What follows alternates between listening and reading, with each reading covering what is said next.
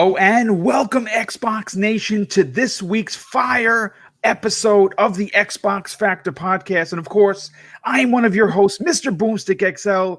And as you can tell in my voice, we have exciting topics to break down. Lots of really interesting, positive Xbox news. And I want to start off with a little bit of a explanation, if you will. In the last 2 weeks, I've been a bit down on Xbox. And, the truth is this. I've been frustrated with the lack of urgency that we have seen, and more importantly, the quietness from Phil Spencer and company. Now, I don't have to tell you guys this, but because I consider you friends and family, I'm going to come out and explain to you that I don't hate Xbox. My expectations and excitement levels are through the roof for this fall, and we're going to be talking about what indie games are going to be coming to the platform for launch of the Series X. But listen, I feel that you guys and gals sub my channel, listen to my content, and interact with me either through email, on DMs, and of course on Twitter, because you trust my honesty. And I think that is all you can ask for, to be honest. I mean, if I was someone looking for clicks, I would make clickbait shit that would be like, oh my God, Xbox is dying. And of course, who would tune in for that? Who would tune into that program? All of the toxic trolls that the sheriff, Lethal Papa, keeps away. So I can't make his job any harder. So I make titles that are relevant to the conversation that we're going to have, because I don't care about subs. I don't care about clicks. I mean, sure, is it important to be, as a podcaster, as a content creator? It is, but not at my core. My core is community. That's you guys and gals. It's important to me that you can come to my show and you're going to get an honest opinion, not one that's tempered, not one that goes around subjects because I'm afraid to maybe ruffle someone's feathers. Listen, I'm a fan just like you. As a matter of fact, I'm even more a fan than anybody that I know, simply because not only do I play games like you guys and girls, but I take the time away from family and playing these games to write these shows because of my excitement for the industry as a whole. So if I'm saying something that bothers you and you want to talk about it, DM me, leave a message on Twitter, and of course, leave a comment in the section below. And, obviously I'll get back to you, but I am going to tell you, if you're rude, I will ban you from the channel altogether. I've gotten some really, really nasty messages in the last couple of weeks, and I'm a little perplexed simply because I go out of my way to be honest. More importantly, I go out of my way to be a good guy. So with that said, let's continue with not only the show, but the introductions. Now, we have to talk about our special guest. First of all, making his return appearance in over a year. And obviously we're gonna right that wrong, because he's gonna be on the show more often than not. He is, in my opinion, not only one of the community's absolute finest, he is the mouthpiece, the representative of the indie community, and he does it in a proper manner while sipping a proper spot of tea. Please welcome the Indie Gamer.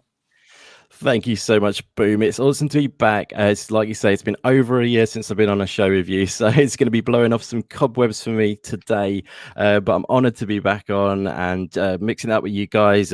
Your channel's grown so much since I was last on. It's amazing, fantastic work. And like, you've got an indie topic today, so I'm super excited to be on and talking about that with you guys. So thanks for the invite, buddy, and I cannot wait. Yeah, you know what? We were talking about this pre-game. It almost seems as if the gaming gods themselves reached down and put us in the same path, simply because because the indie said, "Hey, Boom, listen, FYI, I'm available to do a show if you're, if you have the room for me." And I said, "Holy matrimony, you won't believe it, but we have a massive indie topic, and it just so happens that you could be on." And sure enough, here we are, and it seems like it's going to be a great show, very exciting, definitely. And it's good to have you on, dude. Obviously, thank you, buddy. It is great to have you back on the show again. I know that you're doing some of your own stuff. I know that you're doing an indie podcast, which we'll talk about towards the end of the show, so we can get some views and likes and subs to your channel, because I think it's worthy. But let's continue with, of course, the introductions. Next up, you know him as the Braveheart of this panel. He is a master chef part-time and also full-time community awesomeness. kind of a dude. Please welcome Zemi Games. What's up, dude? What's up, dude? Yeah, I'm actually a little bit shocked that I was even able to make it to this show because I've just been playing so much Crusader Kings. I knew you were going to say that. I actually, whenever you said Braveheart, it made me think of, like William Wallace. And I was like, I bet I could actually maybe go into that game and play as William Wallace, or at least maybe just like a Scottish king. Like that would be really awesome. I don't know. But man, I'm super excited to be here. Would not miss it for the world. This is the moment each and every week I look forward to the most, just hopping on this podcast and talking Xbox news, whether it's good news, whether it's bad news. I just love talking about Xbox and sharing my opinion with you guys.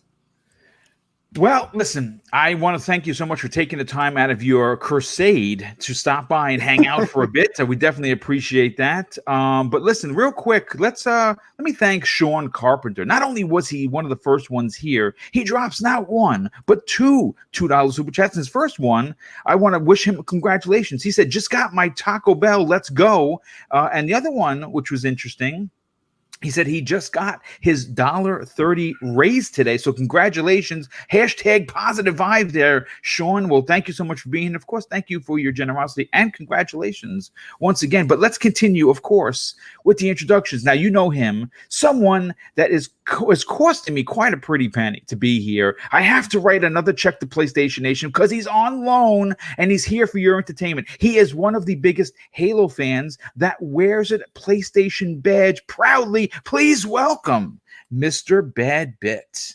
What's up, guys? What's going on? I'm happy to be here. It's been a bit of a week. It certainly has. It's been the roughest week in my quarantine, and I have one last hot take for everyone here. I need to get it off my chest. Okay. And Boom, I'm sorry if you lose a subscriber or two, but it needs to be said.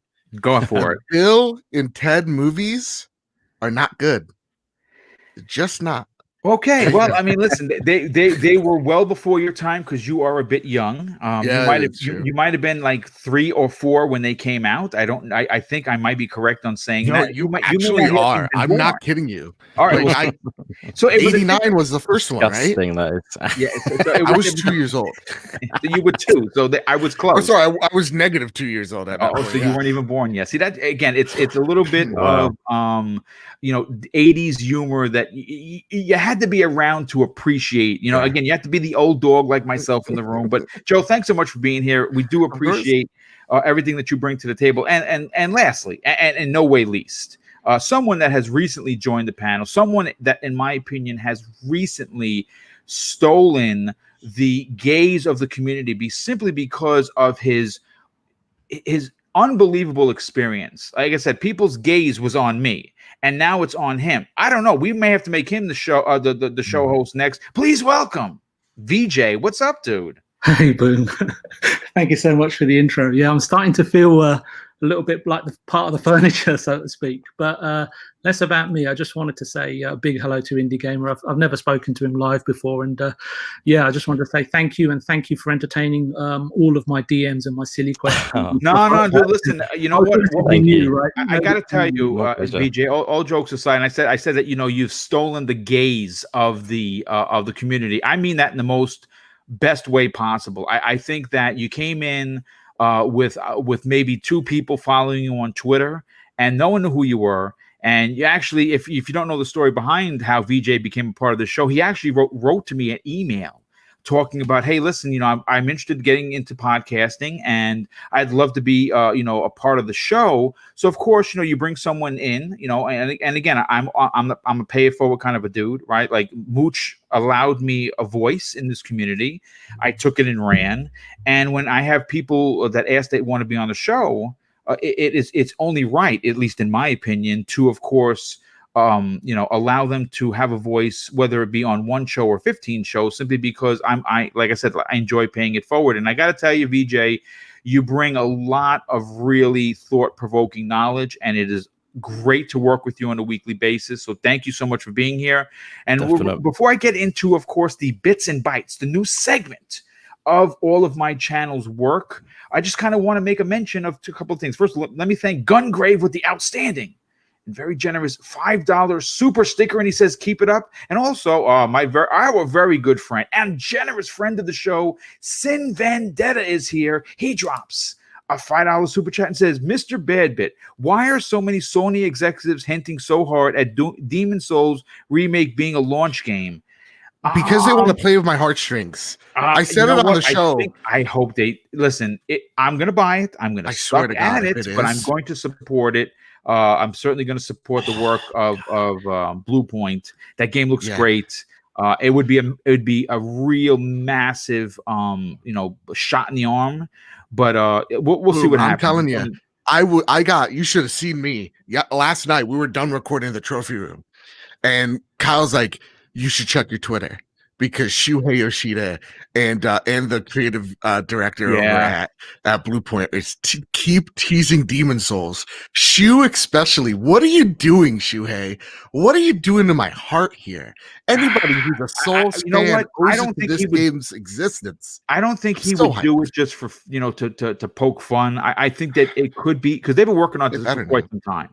Now, if it is great, no, everyone's going to be excited. I'm gonna another game I'm buying, no questions asked. But East Texas Alex, a good friend of the show. In fact, he's been part of this program for many, many years since I started.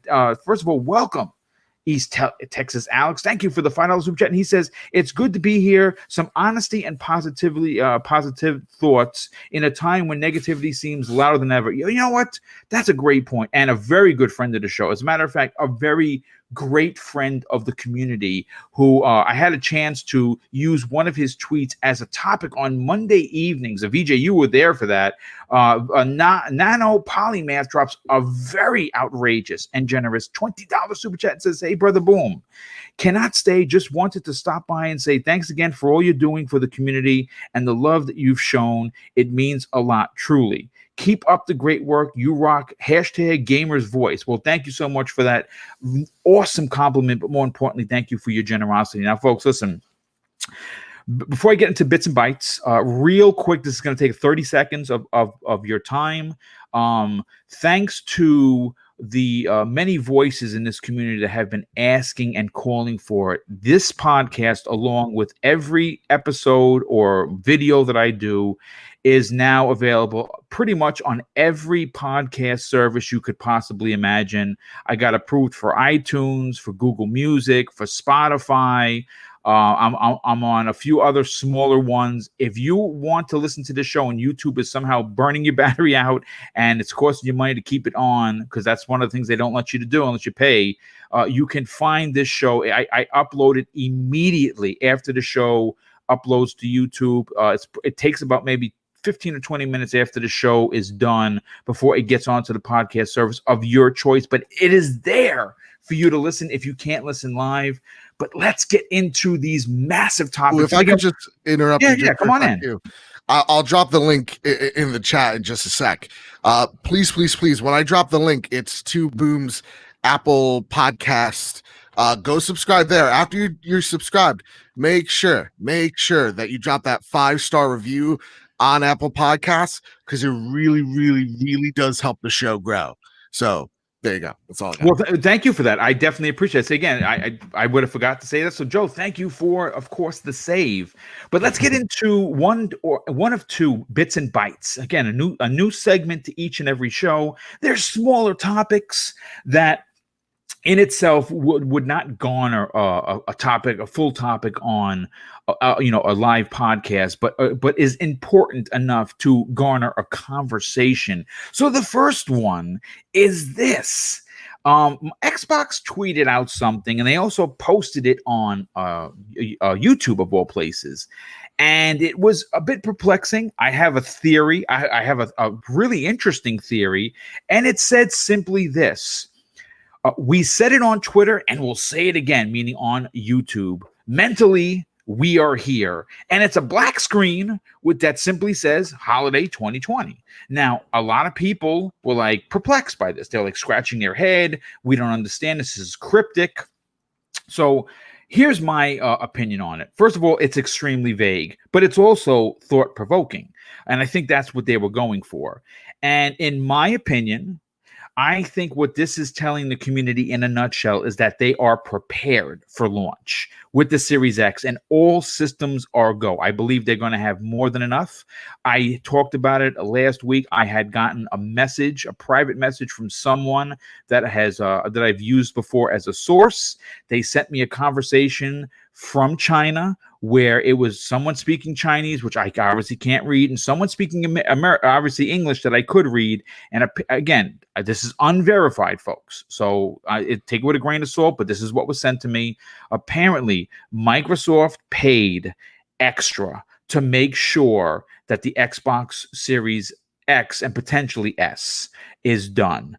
And according to this source's information, the picture that was sent to me, as it stands right now, for every 2.5 Xbox Series X, PlayStation is making 1. So they may have more consoles available, and I say may, grain of salt, than PlayStation. But again, we will not know this until obviously launch time.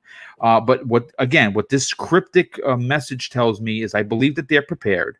I think that I think the rumor is true that they started producing these consoles in April.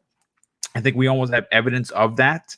And I think that they're going to be ready. If you want an Xbox Series X, more specifically, potentially an S, I believe they're going to be available. But let's go to the panel, and I'll start with our special guest, Indy. What were your thoughts on this cryptic tweet? Well, it's definitely cryptic. It's a very confusing one, and it's one you can draw so many different opinions from, I feel. It's good to draw the positive one for sure, but I feel like I am very confused by it, because if you read it, you can read it as mentally we are here, which is reassuring people, don't worry, mentally we're on track kind of thing. Or it could be, you could take it mentally we are here, and then there's sort of with a caveat to it, but you know what I mean, if they don't say but then there's a feel to the quote that sort of feels like they might be saying mentally we are here. But if they said it with their voice, it would be easier to understand. Yes. Sometimes, you know what I mean. But it's kind of confusing. I'd like to think they're reassuring people, and they're saying that mentally we are here, we're aligning everything, don't worry, there's events coming, we're lining up for holiday. Obviously they've said holiday 2020, so they are putting that in clear black and white there.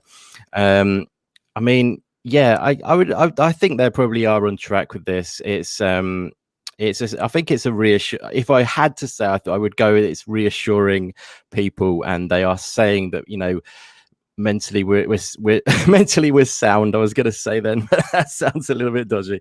But yeah, it says I think they're reassuring people we are on track.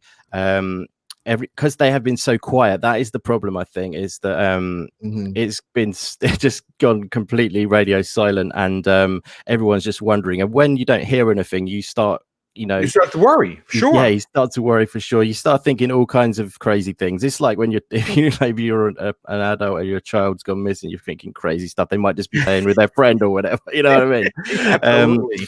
But yeah, so it's kind of, you just worry, Matt, like you wonder what's going on. It could be all good, and they're lining up. They might be quiet because they're actually putting everything into place and they're just focusing. Do you know what I mean? It might be as simple as that. So I think it's having patience, and it's a tough time for everyone. I'm sure they are aligning everything up for everything to come through, and it'll be an announcement sometime soon that we'll hear more, obviously. But yeah, I know that wasn't a clear answer, but I kind of feel like it's a confusing one to give a clear one on. But yeah, I hope that helped what I just said. No. I mean, listen, dude, it really, to be honest and to be fair, it's hard to make high or low of it, because it's cryptic, it's not spoken, it's written. And again, it leaves a lot of room for speculation. Zemi, I want to go to you next on this, because you might have a different theory than us. Look, everyone could understand it. When the champ gets, hit and he's staggered, some people are like, well, maybe they don't have it anymore. And at some point, again, not in console sales, but just in market share accountability in the last 6 months prior to the July 23rd show. Microsoft was riding high, man. They were up in the clouds and everything was going great. And it was unicorns and rainbows all day long. And they got staggered by the outcry of disappointment from the fans regarding Halo. I think it took them by surprise. It shouldn't have, in my opinion, because I think we all saw the same thing.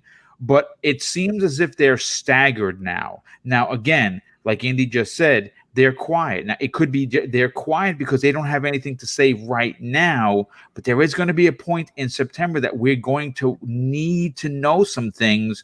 What are your thoughts on this very cryptic tweet?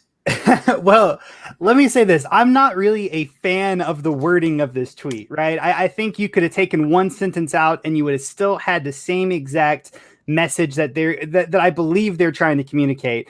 But once again, with tweets like this, I think it's best just to look at it as, the most simple answer is probably what they were after. And I think that this is just a reminder that Xbox is doing what they need to do to plan, the release of the Xbox Series X and make sure that everything's ready for holiday of 2020. I think that is 100% the intention of this tweet. However, that second sentence, mentally we are here. I really do not like that. I think that the wording of that is confusing. I think it can be misinterpreted. For instance, mentally we are here. Where are you physically? Is it, does this mean that you're only thinking about that you're still planning and thinking about the release of the Xbox Series X in holiday of 2020, that you're not actually physically ready for it? You see how that's misleading? That's the problem that I have with this tweet, and it kind of sucks that Xbox didn't see this, especially and we're going to be talking about this later on. But where their tweet talking about the Japanese event was so great at leveling the expectations and proper messaging of what to expect. Right? It's just kind of a shame that they had to add in that second sentence that we are mentally here. Because that's the part that is misleading. If you take that out, I think everything gets a lot clearer. But ultimately, at the end of the day, I think it is, the most simple answer is that they are just telling fans that they are still alive, that, you may have not heard from us in a couple of months or a couple of weeks, but we're still alive. Things are still happening and we're still planning on doing a 2020 release. Yeah, I mean, I agree. I would agree with that. My glass is usually half full, folks. Right? I'm the half full kind of a gamer, and rather than half empty, and that's how I feel. I feel that without saying too much on what they're going to do, they're just letting the fans know that don't worry about the rumors of not enough consoles. Because you remember, of course, the internet went crazy. They only made 850 non-carbon the Xbox Series X's. That means they're not ready. And it was completely taken out of context. Yeah. It just was, again, ridiculous. Let me go to Joe on this. Joe, this is one of those tweets that when you look at it, if you are a positive person like I am, you can say, well, they're telling us without saying too much that, listen, we're ready and the holiday is going to be great. Xbox is going to be great. You're going to get your console. But some people who may think otherwise will have a negative take on this. What is your take? So for me, it's just a simple social media trend that's happening, and that's what they're hopping off of. So there's a couple brands out there and influencers that are going mentally here, and they're on the beach or something like that, right? Because 2020 is kind of a shit show. So yeah, that's kind of what they're trying to say. Is hey, we know it's been a rough week. Mentally, though, we're trying to be here, which is getting the excitement back. So to me, it's just a simple social media thing.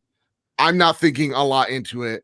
It just, to me, it's just mentally, we're all enjoying good video games right now. Yeah. It's kind of what they're going for. Also, it is reassuring to people that are excited for your brand that they're still gonna come out with this console, because it's been rough on Xbox the past few weeks. There's no denying that. So right. Seeing them double down on holiday 2020 might be that reassurance that some people definitely need right now. So that's it for me. I don't think there's nothing too much to read in here. Just social media guy.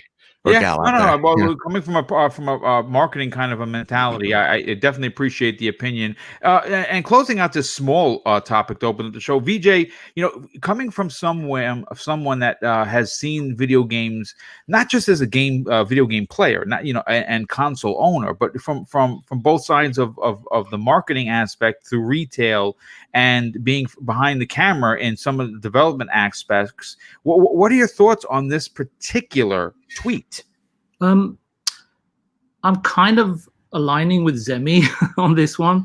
When I saw it, it felt to me like it was jumping the gun. Now, Xbox may be sort of focused on something mentally, but personally, I would have preferred an earlier date that we, the fans, can mentally focus on, because it kind of feels like we're being left out. A date where answers, and we've talked about this on the last few shows, where answers are provided for our lingering questions. And I think that's, to me, why this tweet didn't seem to me to be wise or intelligent. To me, it felt like a kind of a disconnect. It's as if Xbox were like scrambling in the dark to find something to say and ended up posting this cryptic message. As an ardent Xbox fan, I'm just talking for myself, and everyone can have their own opinion. This seemed to me like the dangling of a almost invisible carrot, so to speak. For me, it's just further evidence, and you know where my thoughts lie on this, is Phil needs a better team around him. In recent months, for me at least, Booty and Greenberg have shown they're not always at the races. Yeah. No, I mean, listen, I cannot argue any of what you said. I agree with you, and I hearing you say it for a second time makes me agree more. I think Phil might need a change. In certain aspects. I'm not going to say who needs to go. It's not my position to even suggest such a thing. But VJ, to be honest with you, I agree. I think that maybe he needs some better people around him. I'll do it. Kyle from accounting at Xbox, you're out. There you go. You're out. You're out. Sorry, but at least he's going to keep his benefits for at least 60 days. So that's good. We know that's good. Yeah. What I want to do is I want to move on to the second small topic. And it shouldn't come off as a surprise. More leakage from Microsoft when it comes to the Xbox Series S, the console that exists but doesn't really exist, because it has leaked again and it has found its way into a gamer's hands. Now, not the console. Don't get crazy. The console isn't at his hands, but what's in his hands is an official insert that came with a new controller. So let me bring that up on the screen so everyone can see exactly what Mr. Boomstick is talking about. First of all, I pulled the story from Windows Central, but I actually saw it on Twitter, and the keen-eyed user from Twitter known as Brendan, Brendan on Twitter, had this to say. He says, "I got a new controller for my Xbox since mine was broken. Interestingly enough, the Game Pass Ultimate trial code sheet mentions the unannounced Xbox Series S. It's definitely a thing." So I know it's a little hard to see on the screen what he's talking about. So I have another picture that I blew up, and you can see where I have it boxed out in, of course, Xbox green, and it clearly says games on Xbox Series X/S, and it has the Xbox One as well as Windows 10, meaning that you can use this controller for these systems. You also can use the Game Pass code for these systems. Holy matrimony. Again, not the biggest topic, but my God, when are we going to see this particular console that we know exists? Now, again, a part of this very small bite and bits kind of a segment, we do have some word from Clobrio, who talked about he actually was answering someone's question, and as a matter of fact, he says that we're going to see and hear something way sooner than the Tokyo Game Show. And that means that it could, like we've heard from Tim Dog, potentially the week of the 13th, which is next week.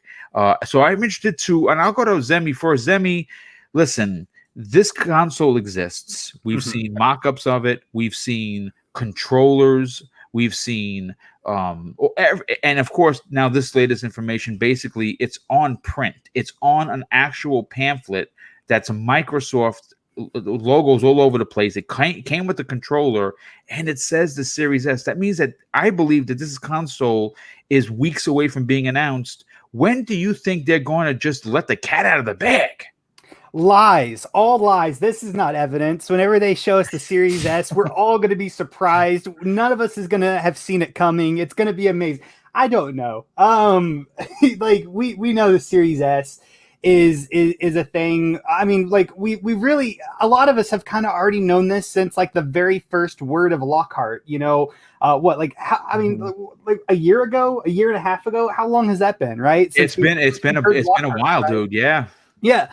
So, you know, I mean, and whenever they released the Xbox Series X, we knew that there was going to have to be an S that goes with it. I mean, it just follows their name scheme, right? So we know that this console exists. We know it's going to come out. Now, when they showcase it, I have no idea. You know, maybe it releases this year. Maybe it releases next year. I have no idea. But hopefully we see it sooner than later because, you know, with the current world climate, there's a lot of people that definitely need a cheaper console to get into this generation. Maybe hopefully there's an event on the 13th or the week of the 13th and we see it, man.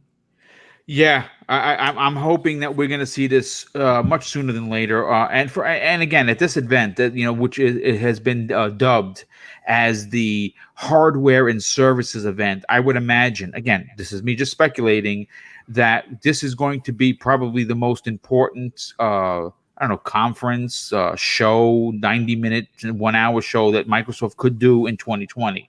And it's because it's going to have the release date, the official release date, the official pre-order date, the price of the console, and finally, what this console looks like. And of course, I would imagine we're going to get some gameplay on the Series X with some potentially some of the newer games, some of your older games that are going to be enhanced when the console launches.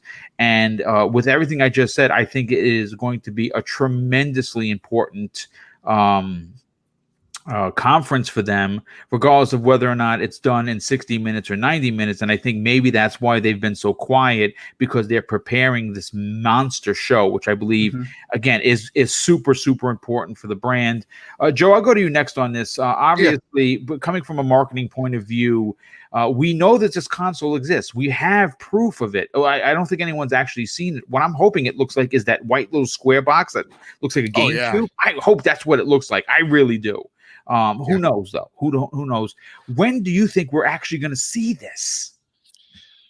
That's the question, isn't it? Everybody's got their leaks. Everybody's got their sources. Everybody doesn't know.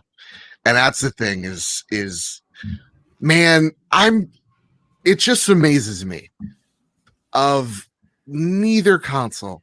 We're in September. Like, I think I share the feelings with a lot of gamers out there where it's just like, just tell me the price. Just rip the Band-Aid off. Like, there's no way around it. Just please do it. I get it. These boxes are going to be expensive. Just stop playing chicken. And I think the thing that's frustrating me is that both Xbox and PlayStation have been totally guilty of really just holding back all these like summer announcements because they're playing chicken with each other, because they don't want to show each other's prices or what games they have or don't have. And all these, you know, developers, publishers out there are aggravated. I could definitely assume as such. Listen, I have been gaming, and I've talked about this 100 times for so many years. It's ridiculous. Yeah. And you know, obviously, when you're young, your parents buy your consoles. I mean, that's just standard fare. But when you get older, right? When you get older and you have a job, and you pay your insurance and you pay your cell phone all by yourself, and you have rent and all that, you have to prepare for these launches. And in the history of me buying games, and when I tell you I go all in, like when I bought the Dreamcast, first of all, I imported it cost me $1,500 for the first Dreamcast. I got it a year before America because I got it from Japan. But when I got the American version in $99.99 in this country, I bought 2 memory cards, 2 extra controllers, and every launch game. And I've done that since like the GameCube days. Every console I bought the entire launch lineup, all the peripherals. Like for Sony, they're gonna get they're gonna get $1,500, $1,600, $1,700 from me because I'm getting the console, I'm getting the disc one because I don't want to paint myself into a corner. I'm buying an extra controller, the charger, the headset, the camera. I want everything to match, right? Yeah. You know, so I mean, I agree with you. I think that as a retailer, you gotta be like really feeling the pressure, because at this point we have never seen in history them take this long to make these announcements. And that's why I definitely feel like part of it is them not playing chicken with each other. The other part is what you know, COVID has done to their game plan. Yeah. It's totally thrown out the window. I think Xbox at the moment is definitely, at least from what we're seeing outside looking in, more affected by it than Sony, because of what we've seen with Halo. So like, you know, seeing the S packaging, it's not like I can act surprised at this point, right? Like it's we've known this for a while now, right? Like the first time we were talking about the logo was like what, like back in like April or March. Like it's been a known quantity. It's something that obviously, because of these packaging in general, they couldn't stop this train. So obviously they had this planned to release this console, or reveal it rather, you know, at least a month or two ago. And that's why all these packaging leaks are happening. We're hearing in June that they were originally going to announce this. Yes. And so seeing that the packaging out there, I understand, because a part of that marketing stuff, part of you printing all that stuff, printing presses, that's months in advance, and once it starts, you cannot stop it whatsoever. So it's I want it to be next week. I think it probably will be, because we've seen NVIDIA's showcase, so they're probably like, hey, next week we'll probably have the oxygen back in the room after their reveal, and then they'll probably hopefully go first, because honestly at this point I will give way more respect to the company that goes first than second, and hopefully the price is you know, it's good. Well, listen, again, I'm all prepared for $500. You know, real quick, BJ, before I get to you, let me catch up with some of these super chats. First of all, Sin Vendetta once again shows his outstanding generosity, and what he says is exactly what Joe was just talking about. He says, look, Microsoft and Sony, real talk. He's using your line. I currently have $1,500, and it's not for an RTX 3090. Why won't you let me give you my money? Yeah, dude, right? Please. He is 100% right in saying so. We also have Face 23 BKNY, just a very generous $5 super chat, and he says Xbox Live just raised the price for their yearly subscription, which just came back on their site in a number of countries. Thoughts? You know what, dude? I have no thoughts, because I didn't even know that happened. So before I can comment on it, I got to read the articles. But thank you for the information. I will go hunt that down. And if it's worthy of a conversation, we will be talking about it on tomorrow's Breakfast with Boom, which, of course, our special guest is going to be none other than Slow Mo Backslap, a very good friend of mine, a very good friend of the community. Nice. It's going to be a great show. We have JD Gamer drops not one, but two outstanding and very generous $5 super chats. And the first one, he says this: without WB, MS has a problem, and it still needs to be solved soon. They need a headline grabber, something that puts them in the spotlight in a good way. You're absolutely correct. As a matter of fact, we're going to be talking about that, because obviously it's in the title. What do they do next? And I have a suspicion that we're going to have a good answer for that. We have JD Gamer once again, another $5 super chat. He says, so if they were willing to spend $4 billion, they need to still spend it on companies like From Software, Techland, Asobo, IO Interactive, and People Can Fly. Some of those picks you're going to see. You're going to be very surprised by what I have to say. We have DJ Birdo DOS drops a very generous $2 super chat and says this: I use my I still got my Dreamcast somewhere in the house, dude. Let me tell you something. I have in my collection a Japanese version of the Dreamcast. I have the Black American version, and I have 86 games, dude, and some of which are worth tons of loot, because most of them are Japanese imports. So I have, just think about this for a second. Every SNK and Capcom game ever released in the history of that console, I have it, dude. Just imagine that. Even the hard to find Street Fighter 2 release on the Dreamcast, I have that, and that was online only. Oh, by the way, but you know what, VJ, you see this leak happen again and again. This is I don't even know how you control this leak, because like Joe was saying, this stuff is printed 6 months ago. Yep. So the S is real, and this is now the second or third time. I mean, we've actually Randall Thor, a very good friend of the community, but also a good friend of this show, said that he talked to someone that actually saw what it looks like. So it's real. When are they going to give us the goods? I think the time for teasing the Xbox audience or even the PS5 audience that's long gone. I think they just need to start taking sensible and time and trusted methods going forward. I don't mean to sound really boring, but I think it's just time to be sensible now. And I think I would roll out the S reveal at the same time that they are planning to tie up all the loose ends surrounding the Series X. And this would, in one fell swoop, in my opinion, just my opinion, clearly communicate both consoles, what the options are, in a clear and precise manner to consumers, and in doing so, and this is key, and in doing so, avoid any confusion going forward. It's hard enough launching one system, let alone two. And I'm not saying I know when they're launching. We're just speculating that they're coming out at the same time, just as Apple do. When they announce something, I don't know, I'm not familiar with Apple, but an iPhone 11 and the Pro version at the same time, it goes down a tree. Everybody understands, they know what they're doing. But I hope you don't mind, Boom. I just want to take this off on a slight tangent, if that's okay. Sure, go right ahead, brother. This is a conversational podcast. Go crazy. I know we're focusing on the Xbox Series X and the S reveal, but there's something that's been irritating me a little bit. Xbox should definitely be talking about another important facet in the Xbox arsenal, and I'm referring to the Xbox All Access service. To my mind, it's the most sensible long-term play. It's the gateway drug that Xbox has up its sleeve. PlayStation owners, I know, I mean, you can see all the ranting and raving. They have an eye on the Series X. And regardless of what they say on Twitter, regardless of what the media sometimes say in the press, and to my mind, Xbox has opened up the door for dual console ownership in an unprecedented way.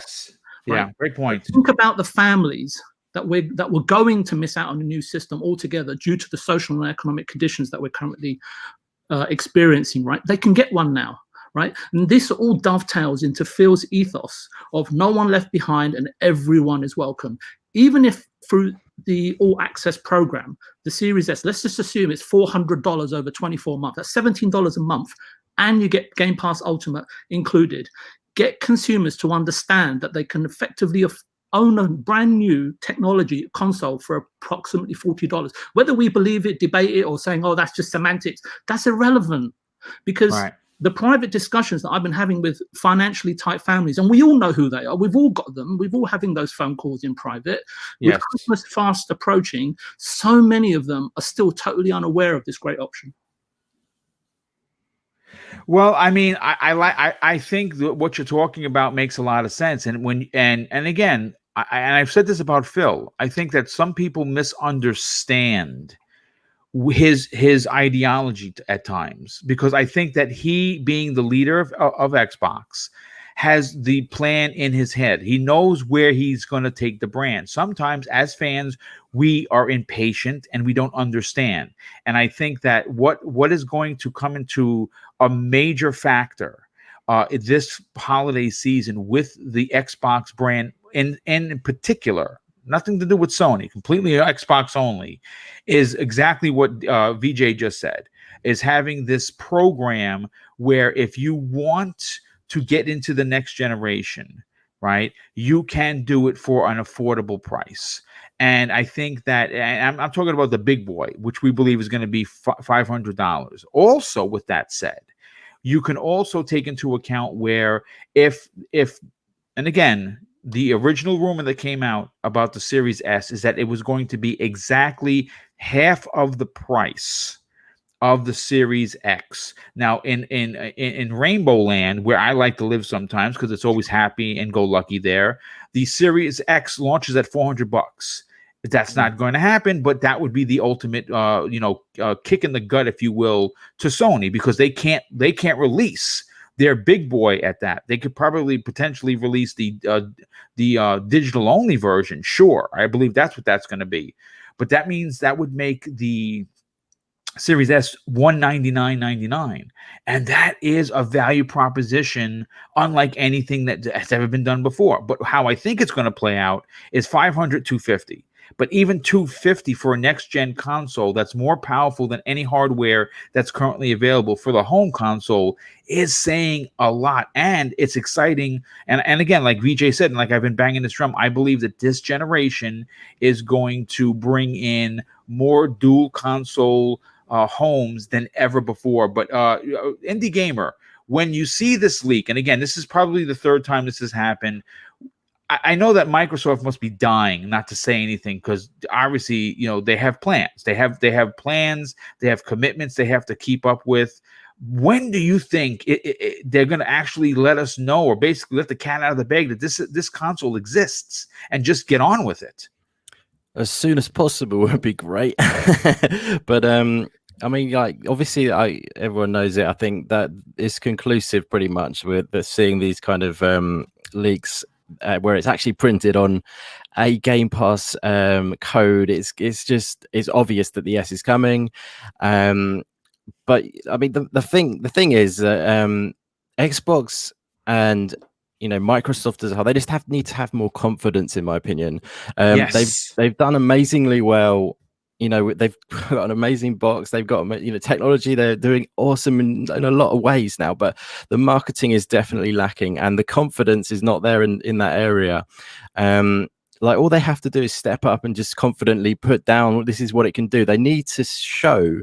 They need to show the yield of what the console can do. They don't need, we know what's going to be in the box, but no one can really translate that. Well, some people can, but most people can't translate that into what the actual yield of what it will look like on a screen. This is what your game is going to look like. People want it. It needs to be spelled out to people, blatantly, that this is what you're going to be getting out of the Series X if you go for that option.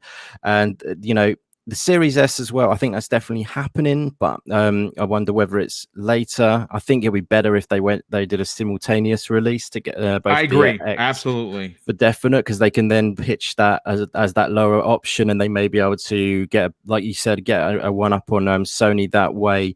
If they're thinking competitively as the price points, I think it's going to be 500, 300 as the X. That's what, as a matter of fact, that's exactly what CP in the chat just said. He says, boom, I just don't think that they will go that low. I really believe that we're looking more like $299 and $599.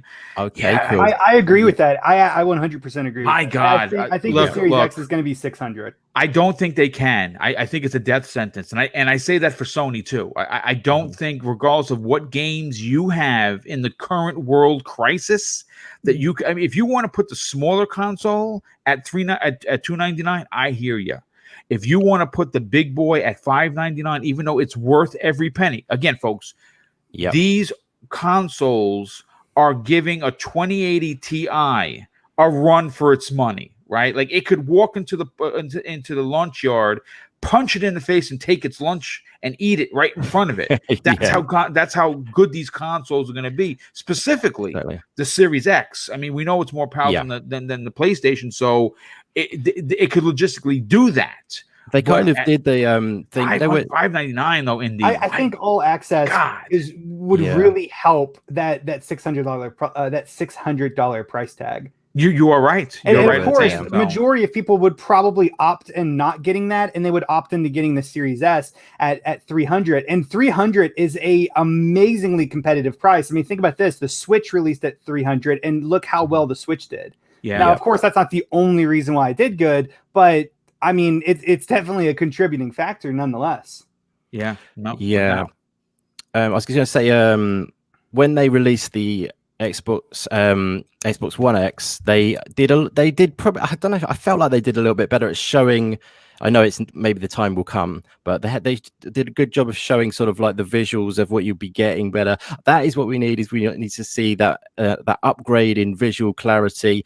I mean, I'm talking more of us as a community of gamers here, because as you know, I love my indie games. But you know, that will open up a whole other world for indie games as well, and I'm sure we'll see an advance in indie games as well in the next generation. And you'll find that smaller teams are making much, you know, unbelievably good looking and advanced looking indie games as well. But yeah, I mean, in general, you know, I would love to see them just have some more confidence in themselves. They do a lot right, and they just sort of fail at that last step where they're putting it out to the world, and just like, I'd love to see them just come out and not worry about being first, just go for it and say to everyone, look, this is what it's going to be. You know, look at Olympic, we've got the most powerful console in the X, so you know, it's a great thing. Doesn't matter whether PlayStation, what they're going to do, don't worry about it too much, because we've got this, and you know, then just go from there, kind of thing. And I like that approach way more of just like, listen, you said PlayStation isn't your competition. You said it's Amazon and Google. Prove it. Just put out the console. Like, let's see it. Yeah. You know? Yeah. No, I mean, again, everyone has some really great points. Again, 2 smaller topics to open up the show. We're going to get into the weeds, so to speak, for the remainder of the show. We still got a lot to go. So folks, strap in and get ready. But before we start topic number 3, let me just get 2 more super chats that came in from our very good and generous friend, JD Gamer. The first one says, everyone talking about MS has no launch games, but Scorn and the Medium look like they will be great exclusives to me. Get ready, dude, because you're going to love this next topic. And he drops another $5 super chat and says, I think most retail chains require a 6-week head start on marketing and price. So based on expected launch day rumors, Sony can reveal price a week later. Yeah, it's possible. It definitely is. But let's move into the next topic. And this one is going to be a little thought-provoking. Now, I'll say this. One of the funniest things, and at times frustrating things about social media, is how short people's memories can be. Now, whether that be on purpose or not is up for debate, though I would suspect the latter. Now, when the PlayStation 4 launched in 2013, the lineup was anemic, to say the least. And it included Killzone, Shadowfall, Knack, and of course, the highly reviewed and rated Resogun, which was, of course, an indie title. They also had Pool Nation and The Playroom, along with a ton of third-party games that were available on the Xbox as well. Now, it was very clear that they released at a disadvantage and used third-party to bolster their lineup. Now, let's turn the focus to Microsoft.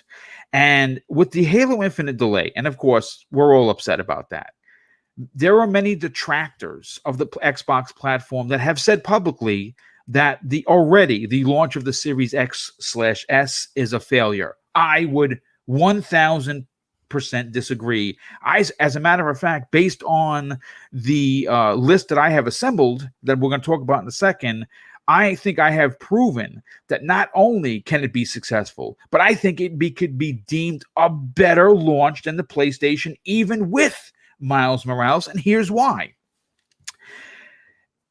This list that I've compiled, and you can say, well, boom, how did you get this information? Well, it took a couple of hours worth of research to kind of put this together for this one topic.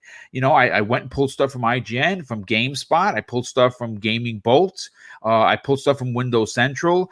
And the list that I have been able to come up with has a ton of titles that, again, folks, I want you to understand this, potentially can be a part of the Microsoft launch. Now, I don't know if they're going to launch day one or in that window, but I'm going to read this launch list.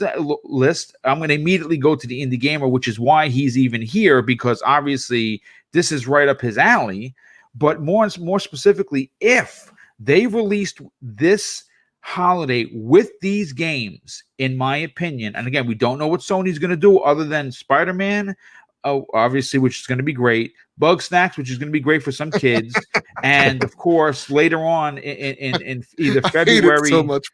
Sorry. Well, I'm buying Bug Snacks. I'm going to get it from me and my nephew. We're going to play it together. I said it. That's it. It's out in the open. I'm buying Bug Snacks. Fine, whatever. But Kena though. we also have Ratchet and Clank, Ratchet and Clank potentially coming.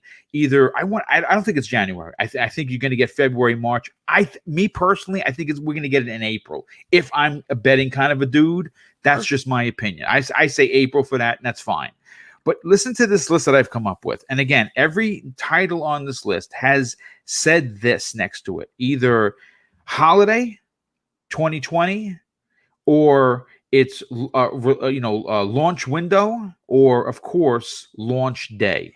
Like the Falconeer, that may not be up your alley, but dude, that is something I'm super stoked. I've already pre-ordered it, and I guess I'm getting the disc version because it has day one on it. Comes with some stickers, nerdy stuff. But that's launch day. So here's the list that I've come up with. That I'll say this: if this launch list is what the X Series X releases with, we as gamers are going to be in for a real treat. 12 minutes. Zemi, this is one of your titles that you have been dying to play. Oh, yeah. It looks fantastic. The voice cast is ridiculous. It's narrated by who, Zemi? William Dafoe. William Dafoe. Oh. And he has a great voice when it comes to gaming. I think so. We got 12 minutes. Now, Call of the Sea. Maybe it's not your bag, but someone's going to like this game. And it looks awesome. Very, very similar to, of course, Sea of Thieves. So sign me up. Even though I'm not a fan of Sea of Thieves per se. I'm a pirate legend. I know you are. Yeah, you are a pirate legend. You and Luke, of course, who you say is not a real gamer, by the way. He's not. So I have Crossfire X here. Now, Crossfire X is coming, and even though I'm mad at Remedy, I'm mad at them. I'm mad at them for their $40 shenanigans. I think this is going to be really, really big. And I think it's going to, based on what we've seen, give Call of Duty a run for its money. Again, I understand it's Call of Duty, but Crossfire X is a new IP, even though it was obviously in Asia for many, many years. They've never had a single-player campaign. Remedy knows how to tell a single-player story. I'm just interested to see how they handle that from going from strictly third person to first person, but that's a big one as well. Now, this is a little bit of a smaller title, maybe not important to anyone on this panel or even anybody in the chat, but it's going to be important to me and Mrs. Boom because we play games together. Tetris Effect looks freaking awesome, and I actually have that for my PlayStation VR, and I know what it looks like, and I've played it, but I can now sit on the couch with Mrs. Boom. And when I tell you she is a master puzzle solver, my God, she would give Sherlock Holmes a run for his money. So of course we have Tetris Effect. Now the next one I think is going to be not only a big hit for single player. I think the multiplayer aspect, which is what Xbox is known for, is going to be big. The Ascent. Top down, Diablo meets Cyberpunk. Holy shit, sign me up. That's going in the Game Pass day one. I can't wait, right? Also, a remake, and this is coming out for the PlayStation as well, from what I understand, but still an important game. The remake of Observer. Now, and it looks indie. My God, it looks fantastic. And Rutger Hauer, one of my favorite actors. Split Second. One of my favorite sci-fi films of all time. If you've never seen it, go rent that film. It is unbelievably great. So, of course, you have The Medium next. Oh, we're talking horror now. I know Zemi, he's lining up at the door to be the first one to get a signed copy for The Medium, but that game looks great, and it's going to show the power of the Series X because it's going to be dual gameplay. We've never seen that before, right? Okay, so what else do we have? We have the Falconeer, which I just talked about. Falconeer looks dope. As a matter of fact, it is exactly what you would want from like a Crimson Sky kind of a game, except with falcons, right? Tunic. We talked about this it may not be there, but the game is slated for 2020, potentially, based on what I was able to pull, holiday 2020. Tunic is going to be the indie darling of 2020. From based on the gameplay that I've seen, my God, if you love Zelda, the old school Zelda, this is for you. It looks amazing, right? Yep, so you have another game called Recompile. Okay, Nice, yep. low on the list for some people, very high on the list for Boom, for tell you the truth. Okay, so here's another one, Planet Coaster. A lot of people are like, Planet Coaster, that's dumb. Maybe for you, but there's someone in this chat, someone on this panel, like, you know what? I like roller coasters. I don't like them in real life, but I would love to scare the shit out of people who play my game, because you can design your own rides. Of course, they have another game called Paradise Lost. Again, looks absolutely amazing. Coming out like an alternate holiday history, yeah. 2020. And the last one, which was just confirmed to be a Series X exclusive, that was originally a PlayStation 5 exclusive and is coming out at launch for the Series X, Martha is Dead, The Lake. Looks fantastic. Another game that Zemi will be playing at midnight with headphones in the dark, and we're going to be recording it, by the way. And the last, certainly not least, another one that is, again, small on the list for some, but I think has potential for big gains, and that is Haven. Haven's another one. Look it up on YouTube. Watch the trailer. So I'm going to go to. It's the only game that's the only game that's been shown on Series X so far. It actually has been shown on the Series X, as a matter of fact. So Andy, let's go to you first. Okay, so right away you hear the excitement in my voice, because obviously the Series X is releasing, and these games, and it's a stout list in my opinion, even though they're indies, still could raise the X to be the better launch. What are your thoughts on this, dude? Well, I think my thoughts are going to be all in the positives on this one, but there's a ton of great games. I mean, the fact the AAAs obviously have firstly, just quickly get to this, the AAAs obviously had a lot of problem this year functioning because they work in big teams, in big offices and things like that. So obviously they have been really up against it. But for indie studios, small teams who some work from home and stuff like that anyway, it's been business as usual pretty much. So they are going to be coming through as they would have done anyway, and cracking on. Like I spoke to the developer of a game called Song of Iron. I had an interview with him on my channel. He's making a game called Song of Iron, which was in the recent pre-show to the Xbox Game Showcase, and asked him, has it affected you, this whole thing? And he said no, like I just said, it's been business as usual basically. So that's the advantage of being dynamic and independent and stuff like that. You can just crack on with it. It's just it's been a terrible time for a big studio, so there are obviously a lot of delays going to come out of that, and it's going to be the time for indies to really carry it through and maybe get a moment to shine as well. Thank you. That's a good. You know what, Andy? Thank you for saying that, because someone in the chat just said, I believe it's here. B William, the wild beast, says these games are not making a splash anywhere. Well, I disagree with you 100%, because if you are a Sony player, you were rah-rah and cheering in 2013 when all Sony had. Because you got to remember, Sony scoffed at the indie community in the 360 PS3 era. They didn't even want to have them come on to the console. Let's keep it real, folks. You want to come on this show and you want to put your opinion out there. Let's go 100. Okay. Sony did not have, at least for the first 2 and 3 years, very good games coming out for their console. They depended heavily on the indie scene. They dropped the indie scene very quickly towards the end of the PlayStation 4's lifespan, when they had their bigger games coming out. So I disagree with you 100%. I think you're wrong. I think that exactly what Indy just said would be correct, because there's no Halo. Right, and there's no massive AAA, Microsoft game, and shame on them. I'm not giving them an excuse, but that gives all of these smaller titles a chance to breathe. It definitely also, does. if I could just hop in and say, how do you know? Like, real talk, how did any of us know that Fall Guys would be as huge as it is right now? It's a chibi little jelly bean game that nobody really gave a shit about in July. Well, we featured it on the Indie Games podcast before it came out, so we knew. You knew it, yeah. People like me, we hoped anyway. Yeah, but for me, who I'm not an indie person whatsoever. Having this game capture my attention and capture hundreds of thousands of people's attention on Twitch, it's a phenomenon.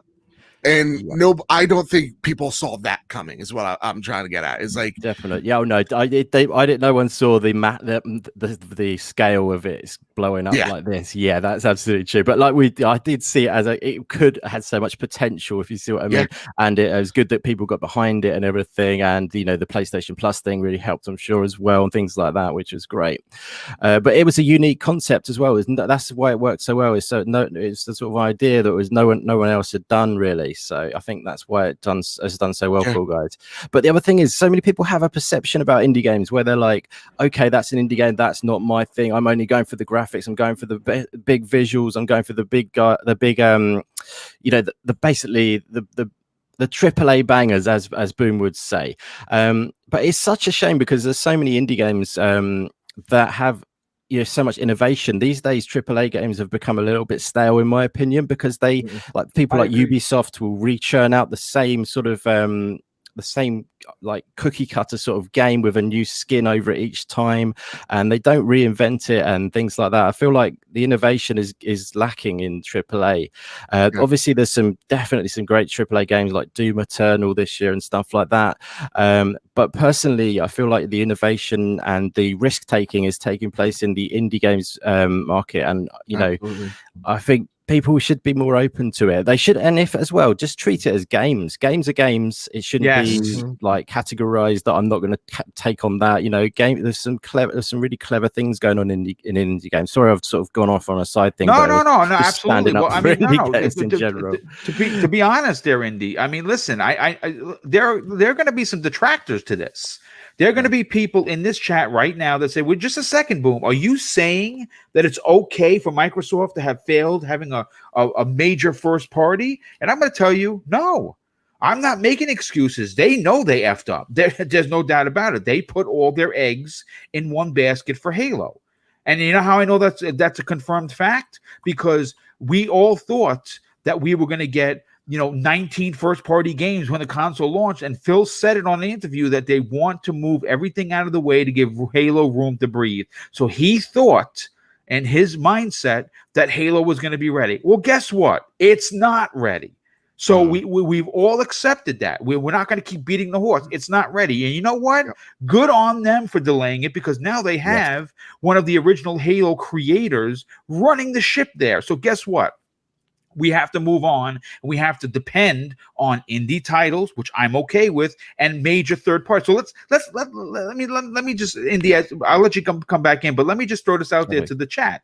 Okay, on top of my list that I could be 100% wrong, and if so be it, whatever, that's fine. I know for an absolute fact, Call of the Sea is going to be there. Crossfire X, Tetris Effect, The Ascent. I know that Martha is dead. I also know that, of course, the Falconeer and the Medium are going to be there. Now, the other ones, I could be 50-50, right? We don't know. There's some more I can add to your list if you like. There's one game called it's called Last Stop, and that's been in a lot of the Last Stop is another one. Yes, that's another one. The Artful Escape as well. You've probably seen that one. It's like a rock opera kind of like psychedelic kind of looking game. You would have seen the Artful Escape in a lot of the Idea Xbox reels. That and Sable as well. That's probably going to be next year. I've put a little list down here. Like I said, Song of Iron, XO1, Shredders. XO1 looks good. XO1 looks really good. It's like a flying game where it's more of like the vibe of the feeling of the just a sort of like relaxing kind of game, if you see what I mean. But there's a ton more I could one big game I just want to shout out as well is Unto the End, which is a fantastic looking game, and that is, I'm going to say, that is definitely going to come this year, probably within the next few months, probably around that release window. Unto the End is a really great, I've played the demo of it, it's fantastic, really great. It's like side-on, kind of like a Nordic kind of feeling Viking game, but it's just really well done. Yes, you probably will know that one. The combat's done so well. It's got such a nice weight to it. You have to think about blocking and tactical as well, and it just feels so great to play. I would recommend looking up Unto the End. Yeah, but sorry, I cut you off. No, that's quite all right. I mean, that's why I'm glad you were part of today's show. But listen, folks, listen to this. On top of what I think is coming, and I believe that I'm 100% right on almost every one of these games, with your Series X, which is going to be the best place to play, right? Because it's the most powerful and most capable console of the two releasing. End of story, no questions asked. You're going to be able to play Gears Tactics, which is coming in. holiday. Yeah. That's going to release. Assassin's Creed Valhalla, Cyberpunk 2077, Call of Duty Black Ops Cold War, Destiny 2 with the new DLC Beyond Light, which is in Game Pass, Yakuza Like a Dragon in Game Pass, and Watchdog Legions. So what is wrong with the Xbox releasing and depending on third party and indies the same way Sony did? There's nothing wrong with it. And if you are a detractor for this, you are a fraud. I'm going to call you right out. I'm going to say you're a fraud, because if you are banging your Sony drum, turn back your memory dial. Remember when your console launched in 2013, it was bare bones for the first 3 years. And again, we're not getting into console war talk. We're getting into reality talk. So what I want to go to do is Zemi. I want to go to you next on this. Sure. Again, you, like myself, like the indie gamer, like many people in this chat, we appreciate the smaller games. It doesn't have to have a $50 million budget to be an incredible game. And I think that Microsoft, yes, did they drop the ball? Did they step on their own D? Sure. Okay, Halo's not there. We understand it. But all of these other games are. You're going to have at least 40 games that are going to get advancements that you might have missed out or in your backlog. This is a big win for Microsoft. What are your thoughts, dude? Like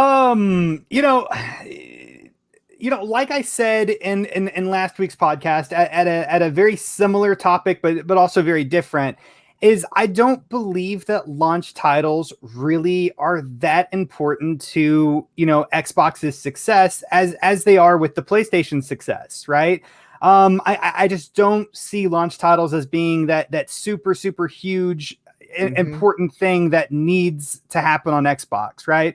For me personally, as a gamer, all I care about is that whenever I plug up my Xbox Series X later on this holiday, that I will be able to turn that on and guess what? Play games, right? Like, I don't care when the games necessarily came out, right? I mean, I could play Mafia on my Series X and I'd be happy. I could play third-party games like Assassin's Creed Valhalla, Cyberpunk, whatever, and I'm going to be perfectly happy. The fact that Halo isn't coming out, it does not kill me, right? I mean, sure, am I a little disappointed that I want to play Halo? Yeah, I mean, well, there's probably people who didn't want to play Halo, but I'm sure everyone here kind of wanted to play Halo, right? And it's not going to happen, right? For one reason, for the other, it's just not going to happen.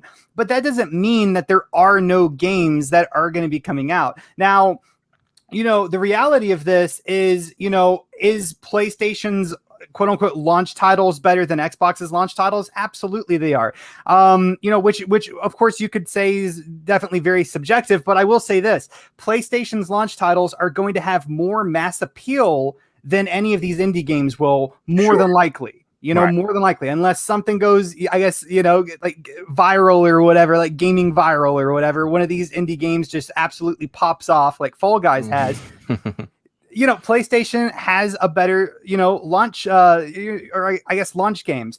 But for me personally, as a gamer, I'm not buying an Xbox Series X this holiday for their launch lineup. I'm buying it, to invest in the ecosystem, to invest into the platform, and more than anything, because I want to play all of these games that are coming out, that we do know are coming out, the best that they can be. Right. But I'm also really, really excited about all of the future games that Xbox has told us about. We know Halo will be coming to Xbox. That's why I'm buying an Xbox. Right. We know Fable's coming. We know there is going to be, someday a Gear 6.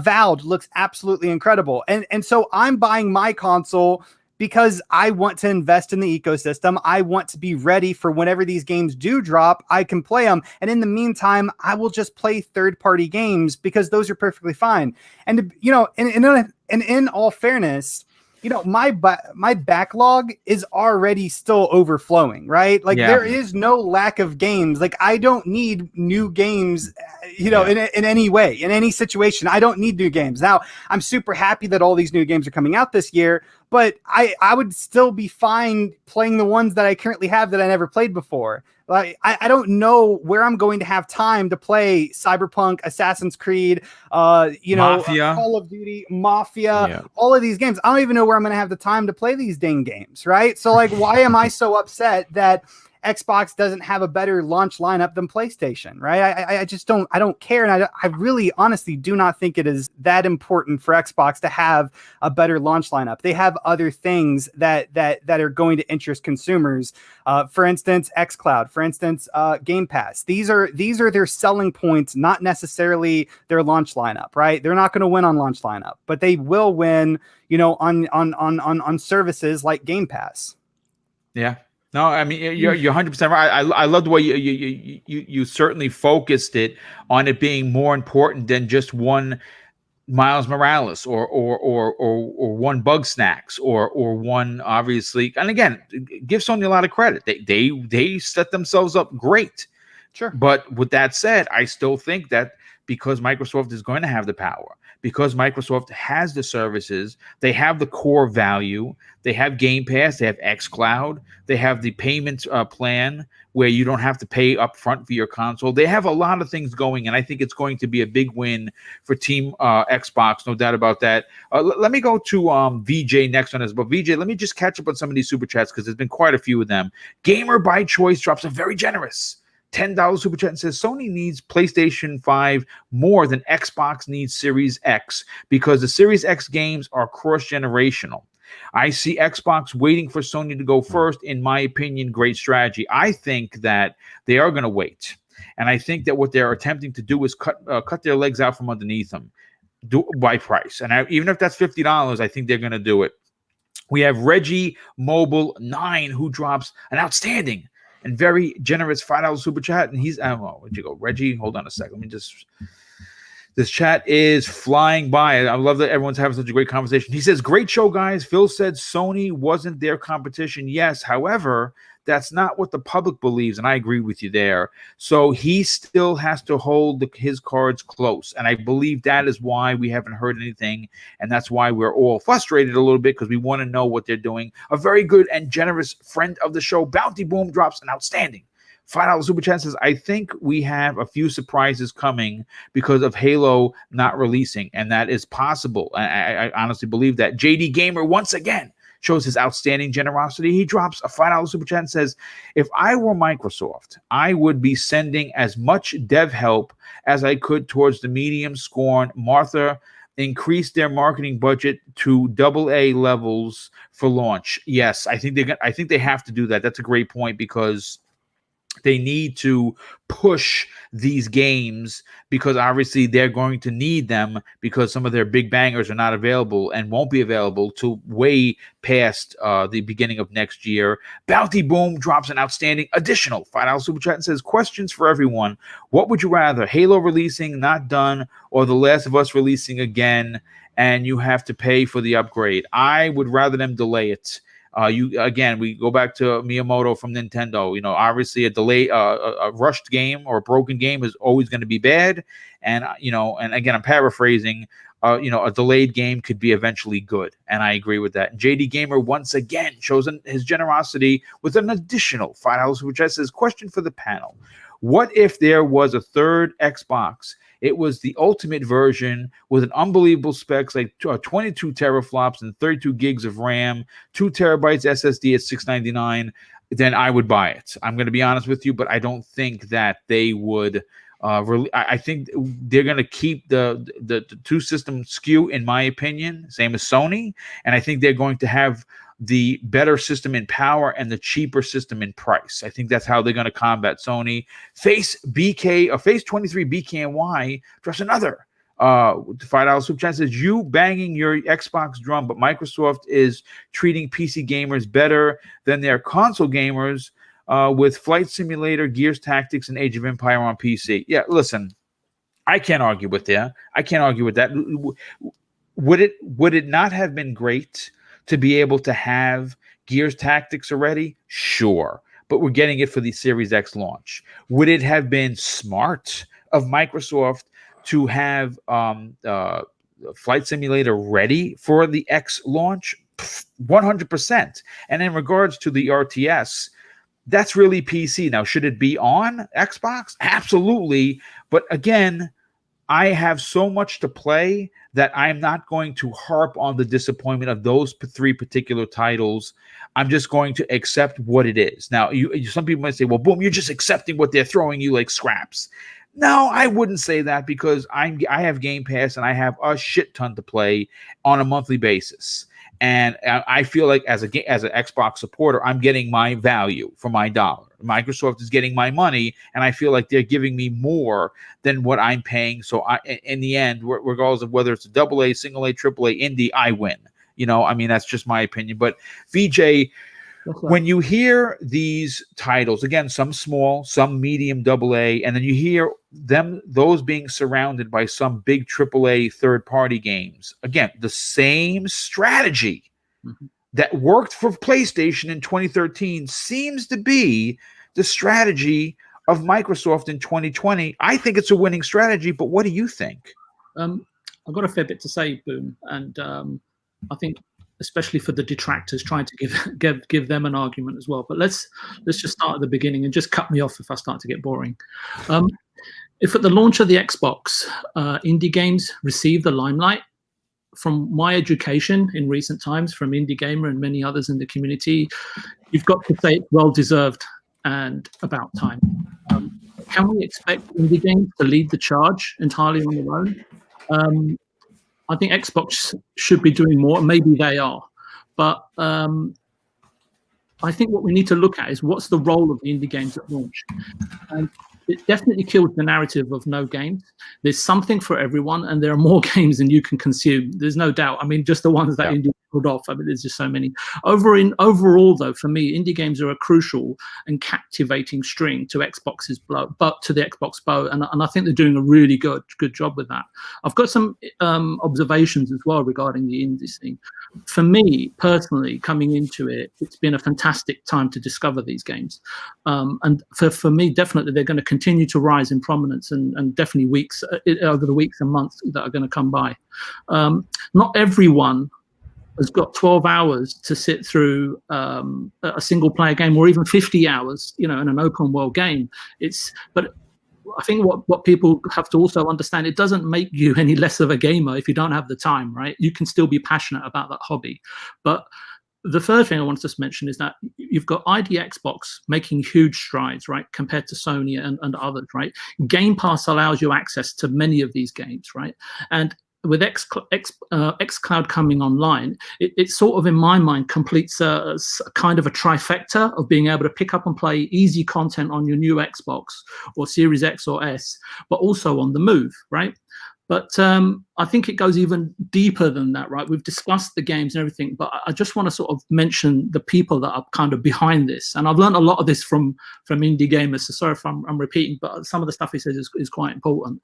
So the indie scene is important to gamers, and if anybody says it's not, then quite frankly, they don't know what they're talking about. It's fast becoming a kind of a magical place to discover like charming and new experiences. And it really takes me back to the 90s when you'd sort of like anticipate, and really anticipate a newly released Japanese video game import, and the excitement was in not quite knowing what you're about to experience. And I love those days, right? Compared to now when leaks are happening left, right, and center, and and it kind of spoils it, right?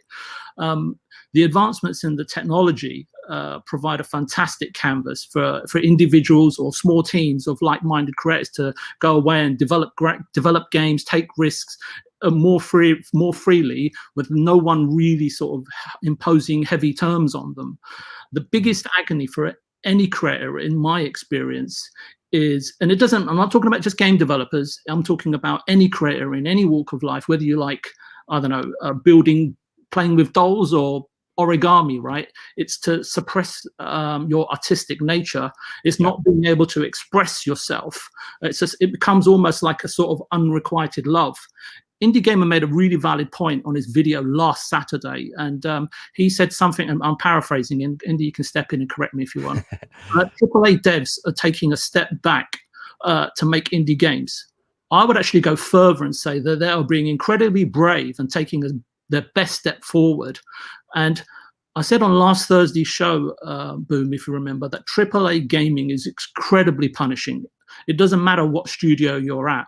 Great talent then ends up leaving the game industry, never to return. The point that I'm trying to make here is that with the tech, with these games, with ID Xbox, they've got a way to return if they want them. And us as gamers and the detractors have got to welcome them back and support them. In summary, it's about experienced devs, new talent, and heartfelt experiences that the indie game scene is conjuring up right now in front of our eyes, right? Gaming experiences that no mainstream publisher would entertain, but ID Xbox does.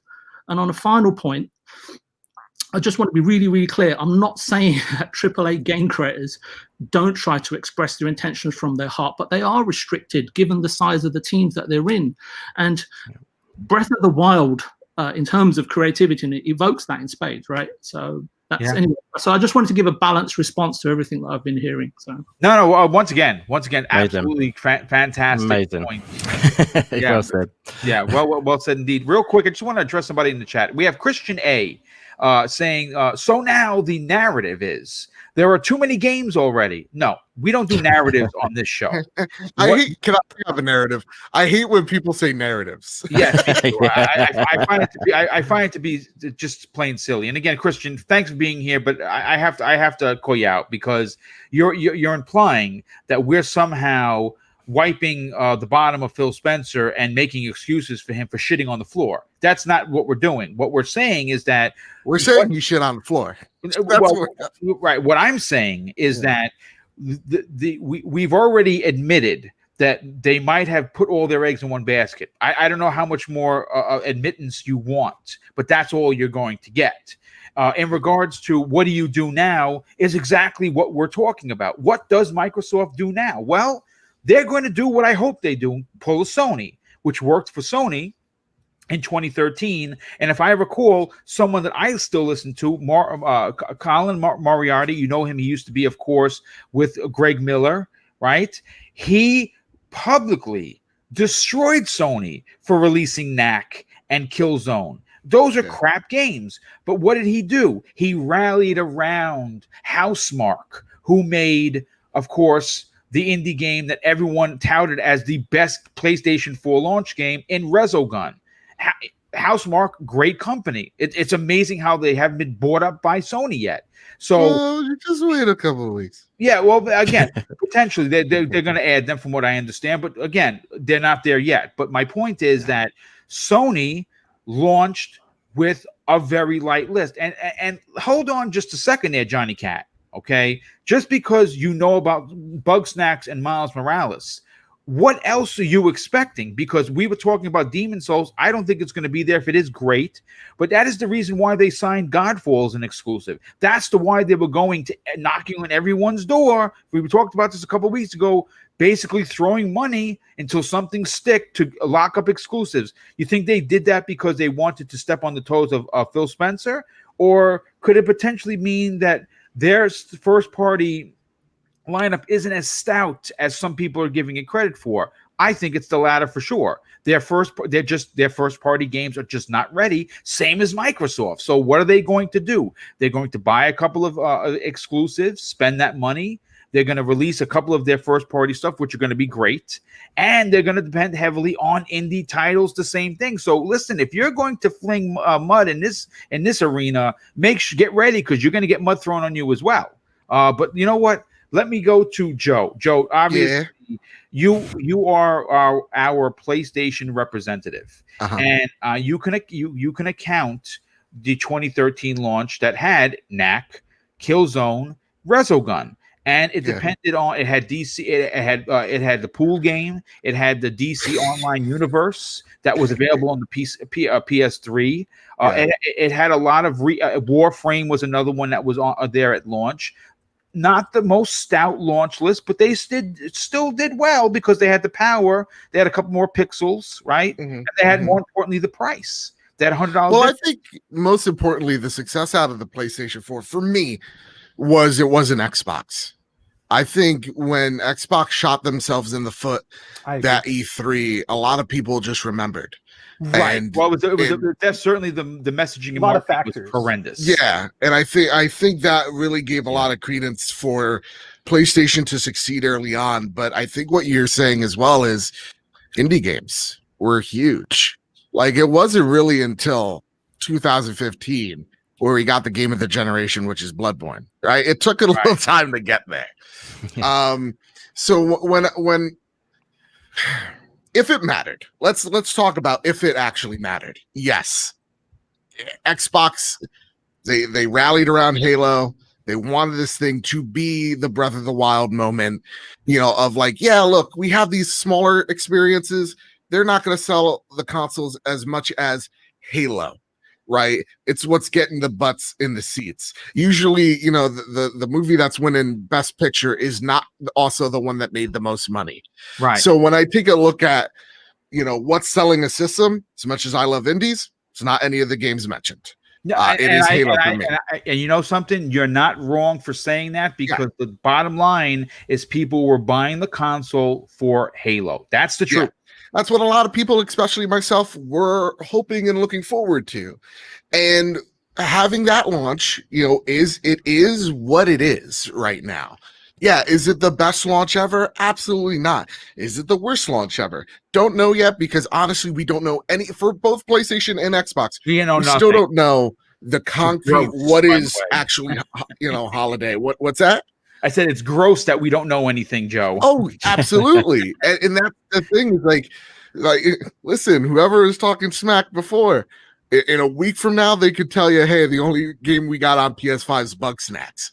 All right. Now, what's the narrative there? So to me, if launches really mattered in terms of like, oh my God, this is the killer app, we need to go get this console. Yes, Xbox is in a very vicarious position. Correct. But the actuality of things is most people are not buying the console on day one. Most people are not. It's the hardcore audience. Look, I've seen polls out already, right? Whether you're an Xbox guy, we'll just to give the Xbox perspective here for a sec. I've seen polls. What console are you buying from, like, more Xbox enthusiast press out there? And we haven't even seen gameplay. Right, like only from one game, right? Haven, and already it's like 60-30. We're gonna buy an Xbox, so people are already on board. Right, consoles, regardless of what's coming out or what's not, are going to sell, and are going to sell out. Both Xbox and PlayStation, their first, second, third, fourth, fifth shipments will all sell out. Gaming is more popular than it's ever been. People are stuck in their houses like never before. Yep. These consoles, regardless what is on them, are going to sell like hotcakes. That's just the simple, that it's just that simple. Well, it's the truth of the matter is really what it is. That's the word I wanted to say. So yeah, like theoretically, if PlayStation has Ratchet, they have Demon Souls, they have Spider-Man. For me, that's the best goddamn launch I could ever think of. That's awesome. Those three games. That's my preference of video game. That's why I'm a PlayStation gamer. So bam, my butt is in that seat for those three games.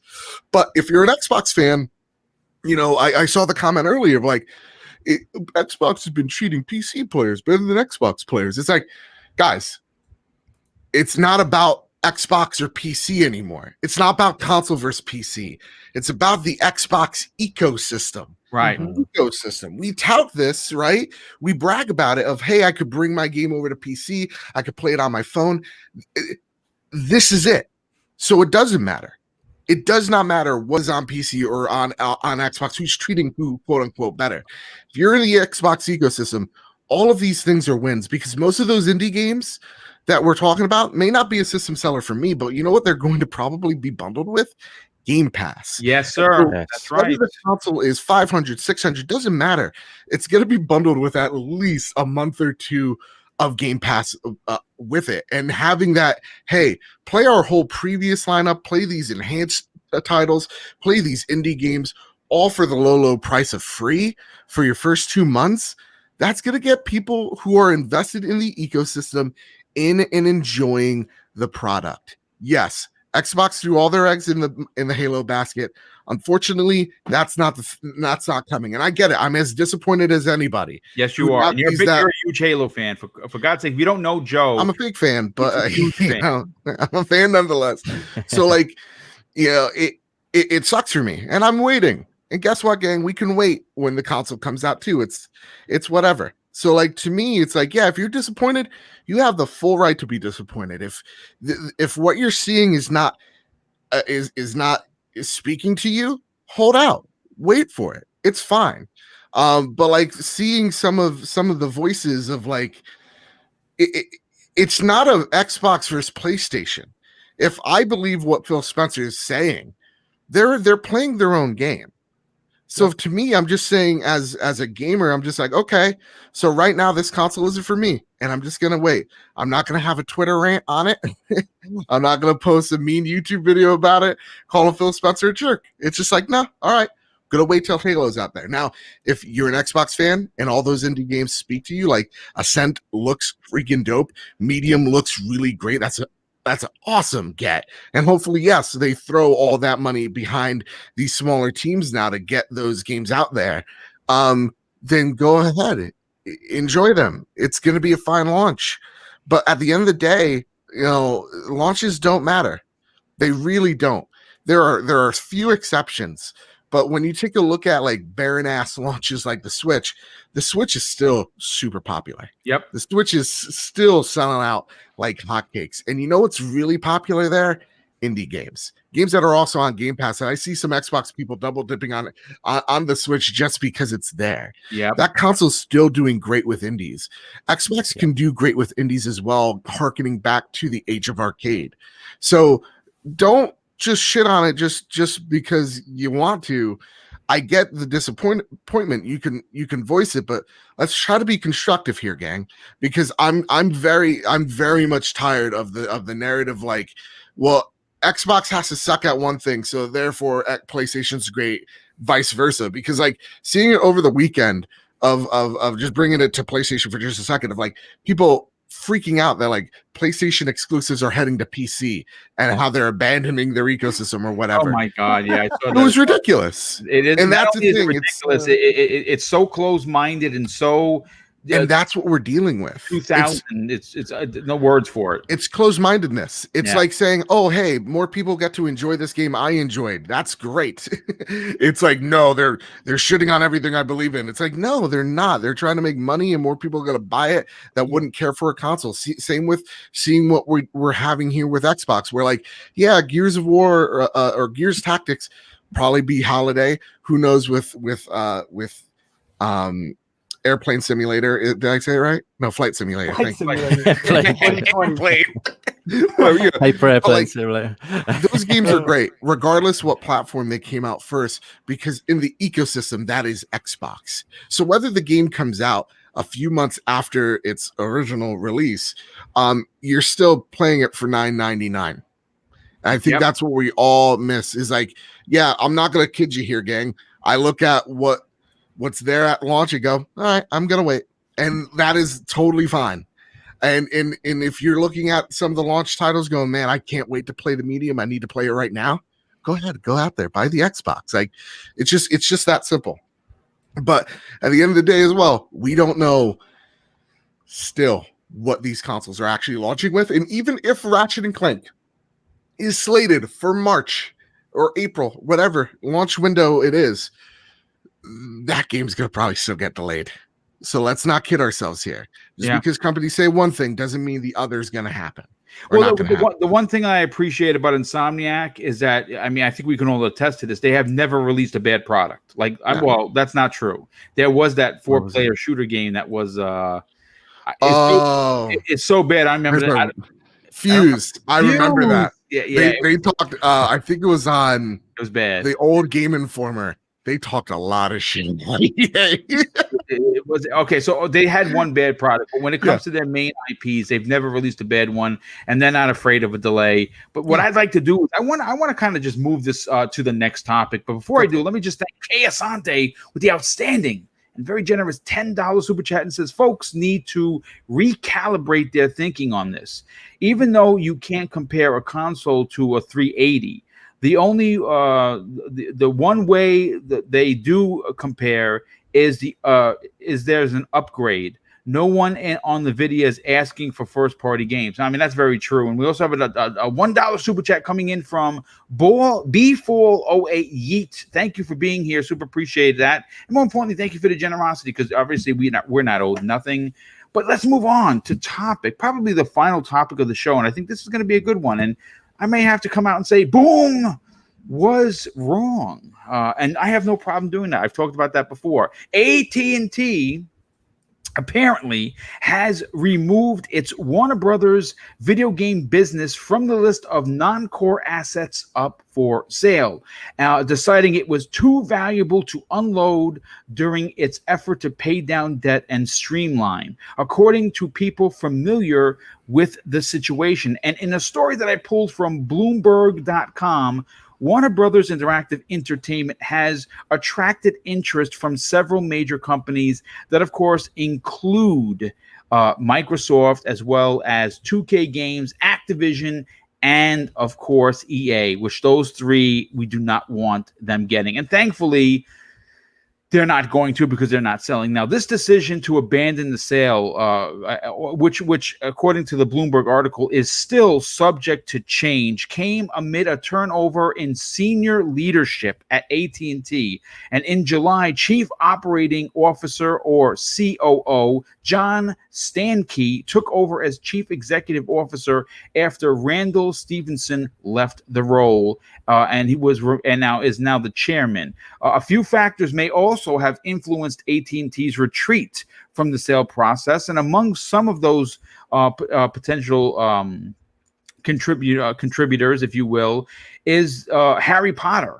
The game that I know Zemi cannot wait to talk about, write about, read about, and more importantly, play when it's officially released. But you also have quite a bit of other big titles that will be moneymakers. And again, in my opinion, I think that what could have turned the tide in regards to sale are a couple of factors. One, maybe $4 billion was too much of a steep price for anyone, even including Microsoft, and they just could not come to grips on selling it for less. And maybe that's why people walked away from the table. So of course they had to take their ball and go home.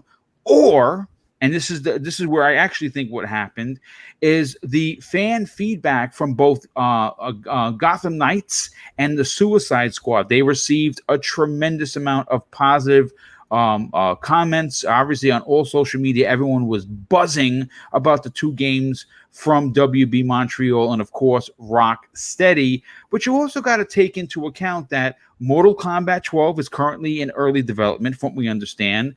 The planned DLC that includes Ash from the Evil Dead should be dropping hopefully soon, maybe even next year. We also have the new Lego Star Wars, the Skywalker Saga, that's releasing in October, and that is going to sell a ton of copies because A, it's Lego, and B, it's Star Wars. And of course, we cannot, and I said it in the beginning, and I'll say it again, the new Harry Potter RPG has the potential to, when that game launches, to be one of the biggest games to launch potentially next year, because it's Harry Potter and it's an RPG. So my question to the chat, my question to the esteemed panel is, where does Microsoft go next? Because for me, I thought this was a done deal, and of course I was mistaken, and that's fine, no problem there. But they are moving forward with Game Pass. They need more than indie titles. They need more in there, especially because we're going to be waiting a couple of years for some of their bigger first parties. It would be, I think it would do them justice if they added some muscle to their first party or XGS lineup. And my three picks are, I think they're kind of no-brainers. First of all, Asobo is an automatic after Flight Simulator's 93 meta. If you don't sign this team, then you're a boob. I'll tell you that right now. And People Can Fly is another one, I think, that has the chops to really take an old franchise that Microsoft has, or potentially new IP, and hit the ground running and make an amazing game. And my third pick is one, again, not a bit of a head scratcher, but one I believe that it should be on the buy list, is Techland. We know what they bring to the table. And again, I think they would be a real showstopper for XGS, especially if they had the Microsoft money. Zemi Games, I want to go to you next. You know, obviously this story comes across as that AT&T is just going to hold on to their IP, their studios, and that makes sense for them because all of the games that I talked about, they're going to be making some big bucks on. For you personally, where does Microsoft go to beef up that list of XGS studios? Who would you like to see them sign? Oh man, I love Harry Potter. I'm actually shocked by this topic. How you mentioned Harry Potter not once but twice. There you go. I did it for you, by the way. For this podcast. I'm so proud of you. I'm so thank you. But yeah, anyway, so as for my 3 picks, I definitely have to go with Asobo Studio. I'm a little upset with you, Boom, for taking that away from me. But I'm actually going to choose Asobo for a different reason. Of course, there is Flight Simulator, which I haven't played, but looks to be amazing, has been reviewed very, very well. But there is another game called A Plague Tale. Excellent. One of your favorite games from last year. That was my game of the year for 2019, and it was such a good game. If you guys have not played it, I believe it's still on Game Pass. Play it. It is. Yeah. Really, really good game. I mean, super talented studio. So Asobo Studio for sure is the first one. My second one is actually CI Games. First off, because they are a small studio, and we know that Xbox likes acquiring small studios for some reason. And they are known for Lords of the Fallen and Sniper Ghost Warrior. That series of games, which I think would add a little bit of something that's somewhat missing from the Xbox first party is that first person modern kind of shooter kind of feel. So that's why I chose CI, and I think that they are a very talented developer, and I think that they could do a lot more with more resources financially and just more support. And then lastly on my list is Wales Interactive, which is a studio that probably very few people that are listening to this podcast know. But they are a super, super ultra talented studio, one of my favorite studios. And they're also one of the very few developers that are actively making FMV games, which are basically like you're watching a movie and you're just choosing options during that movie, and there's multiple endings and stuff like that. And like 3 of their like more popular games that follow that genre is like The Bunker, Late Shift, and The Complex. Fantastic games. And I really, really think that this would be a unique acquisition for Xbox because, PlayStation doesn't have this, right? Nintendo doesn't have this. Google doesn't have this. Like nobody has like the FMV genre. And I think it would fit in perfectly with like the Xbox Game Pass, service. And then they've also here recently released another game called Made of Skier or something. I don't know. It's a scary game. I'm never going to play it, but it is a first-person horror game, and it looks really, really good. And from looking at the reviews on Steam and on the Xbox Store, it looks like a lot of people are really enjoying it. So, I mean, that just shows how talented the studio can be. Nice. Well, those are great picks, and two of which I didn't even consider. Those are really good picks. Indy, I want to go to you next because obviously, because of your ties to the indie scene, and because you understand the struggles of how difficult it can be to make a game, especially on an indie budget, for you, who would you like to see Microsoft add, considering that WB has now been moved off of the table? Okay, so I'm going to go down a bit more of a, like, obviously, like you expected, an indie scene, sort of like, right, they're going to be massive pubs, because I feel that Microsoft like Jemmy said, they like to go for smaller studios. This is why I personally disagree with you, but I didn't think they were going to pick up WB because they are too big and it would have just been not true to their form. Right. I feel like they go for up and comers, if you see what I mean. So that's why I've got a couple on here, which one of them you might be expecting, but the first one is Image and Form Games. I don't know if you are familiar with those guys, but they're making The Gunk, that game that you might well be familiar with. Yes. And they are the team behind the SteamWorld series, so all of the SteamWorld Dig games. So, and the reason I've picked them as well is because that it seems like they're sort of like they have aspirations to sort of grow it. Like the SteamWorld games have been like 2D side-on games, fantastic games. I love SteamWorld so much, fantastic games. But you know, they've gone obviously with the Gunk, they're going a bit more ambitious. They're going 3D world, very detailed, looks absolutely awesome. The Gunk, I'm really up for that game. That's another game to add to that list from earlier on as well, because that's coming to Xbox and PC. But yeah, I feel like the Image and Form are a really great studio, and I think that'd be an awesome pickup. Because like I say, that I'm thinking from both perspectives as well. I'm thinking from Xbox and Microsoft perspective, but I'm also thinking, would they want to be acquired? Because people like Moon Studios and stuff like that, I have a feeling they've been asked to actually sign the deal, and they wanted to stay independent, if you see what I mean. And the certain studios would maybe want to stay independent, like maybe Studio MDHR might have been asked as well, people like that. So that's my first one. Do you want all three at once? Yep, you do, I think. Yeah. So the second one will be One More Level, which might be something from left field for you guys again, but they're making Ghost Runner. Don't know if you've seen Ghost Runner, that game. Yeah, that looks great, dude. Yeah, looks awesome, that game. That's coming out. It says 2020, so hopefully it will be 2020. They also made God's Trigger as well, which is a kind of like Hotline Miami top-down style game, and this is after that was before Ghost Runner. So Ghost Runner has now evolved a lot again. So you can see their sort of the growth in the studio. Ghost Runner looks amazing, cyberpunk world. You die, one hit, one kill. You sort of slice, or if you get hit once, you die. It's very fast-paced. Dodging. Check out Ghost Runner if you haven't really already. Good. Yeah, it does look awesome, and I think that'd be a great pickup. They're a Polish studio, and so is my final pick, another Polish studio, who is Bloober Team, which is less of a surprise. So yeah, Bloober Team, obviously you guys know them. They do Observer, they're doing The Medium. I think that's kind of more of a no-brainer, that last one. But yeah, they're the three I think would be awesome. And I agree. I think those are fantastic picks, to be honest with you. Let's go to VJ.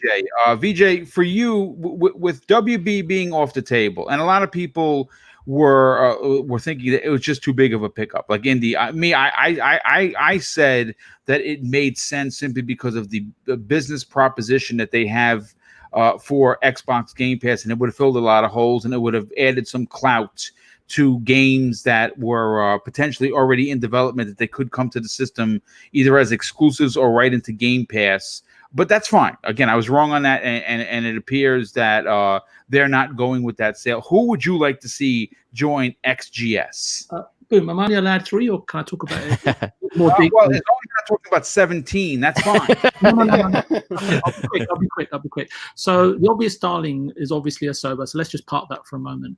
People Can Fly, yeah, it's a good studio, but remember, they were acquired, I think, during 2014, 2015 by Epic, and I think they managed to wrangle themselves to become independent again, so I'm not really sure where their heart is. CI Games I know very, very, very well, and it's primarily for young aspiring artists from within Poland and the surrounding neighboring countries to go there and use it as a stepping stone, either to go to CD Projekt Red or elsewhere. Some unusual suspects that I think that have got a track record and could develop further under Xbox, depending on what Microsoft wants to do in those territories. You've got Codemasters in the UK. You've got Vanillaware in Japan. So underrated. And I don't know if you know Indie Game, but I'm really looking forward to 13 Sentinels this month. You've got Kawa in Japan. And whether they feel can go there and convince them to let go of From Software, definitely a possibility. It's not their main business. Speak to Gung Ho and speak to Sudasan, and try to acquire a Grasshopper manufacturer. And I've got a point to this. I'm coming to this in a second. You've got Level 5, I know, are struggling at the moment, and they have an extremely strong talent pool. My key point here is that Japanese and other studios that have talent but are in a very similar predicament to what Obsidian were. I'm not picking on Obsidian, just using them as an example. Oh yeah, they needed them. They needed the Microsoft to pick them up. Yeah, so they needed Microsoft to pick them up, because a lot of these studios, similar to them, the reason why I'm using them as a comparison is because they're hand to mouth. Now, I know recently people kind of raising their hand, oh, you're missing the obvious one. How about Sega? And its subsidiary, you know, Atlas and Creative Assembly and all that. But the CEO, I think it was back in 2004, Satomi-san, he was running a pachinko slot company in Sammy Corp. He bought Sega because he was a fan, and Sega were in trouble back then. So he even changed the name of his company from Sammy Corp to Sega Sammy Corp. That's how much of a sort of a, how can I say, his shiny new Buzz Lightyear, so to speak. So So That's and awesome. then the other important thing that they can do, and again, it's a bit of an obvious one, is that they could look at the teams that are developing well and doing well and build additional teams within existing studios. Now, I don't have a visa, Boom, but am I allowed to step into Speculation Town? You are certainly, yes, absolutely. So Speculation Town loves tourists, so by all means, come on in. Okay, cool. I don't want to get kicked out. I mentioned in passing something on Monday, which everyone might have missed, but it was a kind of a tongue-in-cheek. But the more I thought about it, it might make sense. ZeniMax has a lot to offer. Yes, that's a big one, dude. It needs, looking at Todd Howard and everything that's going on there, it needs management to step in. Now, I may have my issues with Xbox in terms of being production-led rather than creatively-led, but right now they need to be production-led. You've got ID, you've got Arcane Studios, you've got Tango Softworks, and there's your Japanese studio, Boom, the one you've been after, and then Bethesda Softworks, which, are not always at the top of the tree for everyone. You've got Elder Scrolls coming in a couple of years. Now, it may cost I think it was valued at $2.5 billion back in 2013. Maybe it's $4 billion now. I don't know. But ZeniMax also have external investors. I think it may be 500 million or maybe more. The key point here is that investors at some point are looking for a return. So I don't know if they would be available, but that's the one I'd be looking at. I mean that's wow, that's monster, dude. I never even considered ZeniMax, to be honest with you. Doesn't that go a little bit against though, like your whole mindset of why you didn't want them to acquire WB? Because ZeniMax is a huge cookie to take a bite out of. Yeah, I mean, it is big. From what I heard at the beginning of the year is that ZeniMax is looking for some type of investment / buyout. Mm-hmm. So not totally out of the question for sure, but it is. What's that? I'm sorry. I said it's the games industry. Crazy things happen in it, right? Yeah, yeah. I'd love them to nab id Software off them if there was ever a gap in the contract. Nab a bit of id Software for Xbox. That'd be nice. No, again, and stranger things have happened. Joe, did we get your opinion on this yet or no? No, it was left out. Let's go into the conversation. Obviously. WB, you were kind of on the fence about them buying it. Your main I think opinion was you did not want EA, 2K, or Activision to get their grubby hands on it. I think we all could agree with that statement. But for you, Microsoft, they have 15 studios, right? We know that we've heard the rumors of 20 in 2020. We've also heard that Game Pass is going to be their narrative, and for good reason. It's their business model. In that business model, you need to continue to add, besides third and second and indie titles, you need to add some more stout games. And to add stout games, you need stout developers. Who do you want to see them add? So first off, I'm going to say what everybody said. Asobo is a no doubt. This is, I think, with the praise Flight Simulator has gotten, and then last year's Plague Tale, which was one of my game of the years last year. I think it's a no. It's a no doubt. Whatever business tidings that they have with, I believe, Focus Home that do their that do the publishing on some of their games. Whatever contract, once that runs out, Sony, Microsoft, whoever needs to pick this studio up. They are so freaking talented. So go ahead, go pick up Asobo because they're freaking great. That said, I think ZeniMax would be a freaking crazy pie in the sky, but that's not like that. Like they are, like you take a look at who they've bought previously, and I think it's one of the arguments I've made about WB was it doesn't fit their portfolio in terms of like what type of developers they're going after. They usually do tend to go after medium-sized AA experiences and then fund them with cash to make a bigger studio, more robust studio with it. So I think that does have to lead into more of the business end of like it's easier to go after these independent studios rather than a bigger organization. It's probably cheaper for them as well. They get to kind of maybe even dictate the price, like they're leading the negotiations. So to me, I would definitely love them to go after, like an Image and Form type of developer. But the one that speaks to me, and I think it's already been they've already begged, would probably be Moon or MDHR. But those are the pie in the skies because I think their IPs have transcended in the industry in certain aspects. So like MDHR has their own TV show, they're printing money left and right. Moon Studios just got picked up by Private Division. So like I think those are out of the question, but I want to get a little crazy with you. Yeah, because you know what? Crazy. The one thing that I love seeing, it's whether you're a fanboy of Xbox or a fanboy of PlayStation, is I do love to see them eat crow. There is no better way for me to get off than to see a fanboy have to admit they're wrong or backpedal in any which form or shape. I would love, they need a Japanese company. Everybody says From Software. From Software, totally out of the question. This is studios that have their own publishing brand within Japan. Like they are huge, they're self-funded, and they are right now totally fine. They have 3 huge studios within that corporation, or business. So they're out of the question. But let's get crazy, y'all. Let's get the tinfoil hats on, because you know what? I want this to be the case. What if Phil Spencer goes to Japan and he knocks on a floating, hovered, like stasis-looking door, and the door just dissipates, and who's behind it but Hideo Kojima himself? What if Microsoft Microsoft next week they announced they have not partnered with Kojima Productions, they have bought out Kojima Productions. Death Stranding 2, which I know, listen, it's the IP's owned by Sony, but it's an Xbox exclusive, man. That's what it is. And the next Silent Hill, totally Xbox, partnered with Kojima. They're letting him do all the crazy things, man. This time you're the baby in Death Stranding. I would love to see all the fanboys and girls I love it. Wow. Who chat on Death Stranding go, you know what, guys? I think I could give it a shot. Yeah, dude. It would. Well, first of all, I actually played Death Stranding. I put about, I think, 60 hours into it. I'm at the end. I just haven't beaten it yet.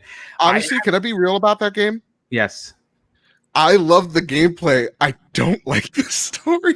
No, the story was, listen, the So story weird. was wacky. I'm going to tell you, you know what? Again, this is an Xbox show, but I have to say this. One of the most intriguing, absolutely mind-blowing and excitable kind of things about that particular game wasn't the gameplay. It wasn't the wacky Kojima story. You know what it was? It was the fact that it was a multiplayer game when it wasn't a multiplayer game. And what do I mean by that is that every time I turned on the game, there was a road built. There was a bridge in an area that I didn't put up. And there was a note left from Johnny Two-Tone saying, hey, I'm glad I could help. That was awesome. Yeah.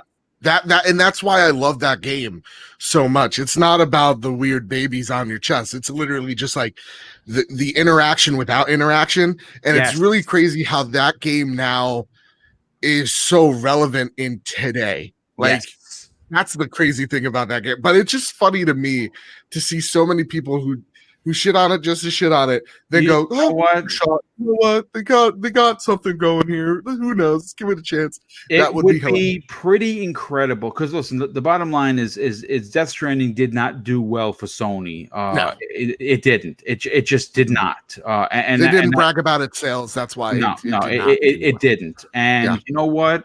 Again, we know the relationship that Kojima has with Sony. It's blatantly apparent what the relationship they have. But at the end of the day, he's the head of the studio, and he has to put food on the table for his people.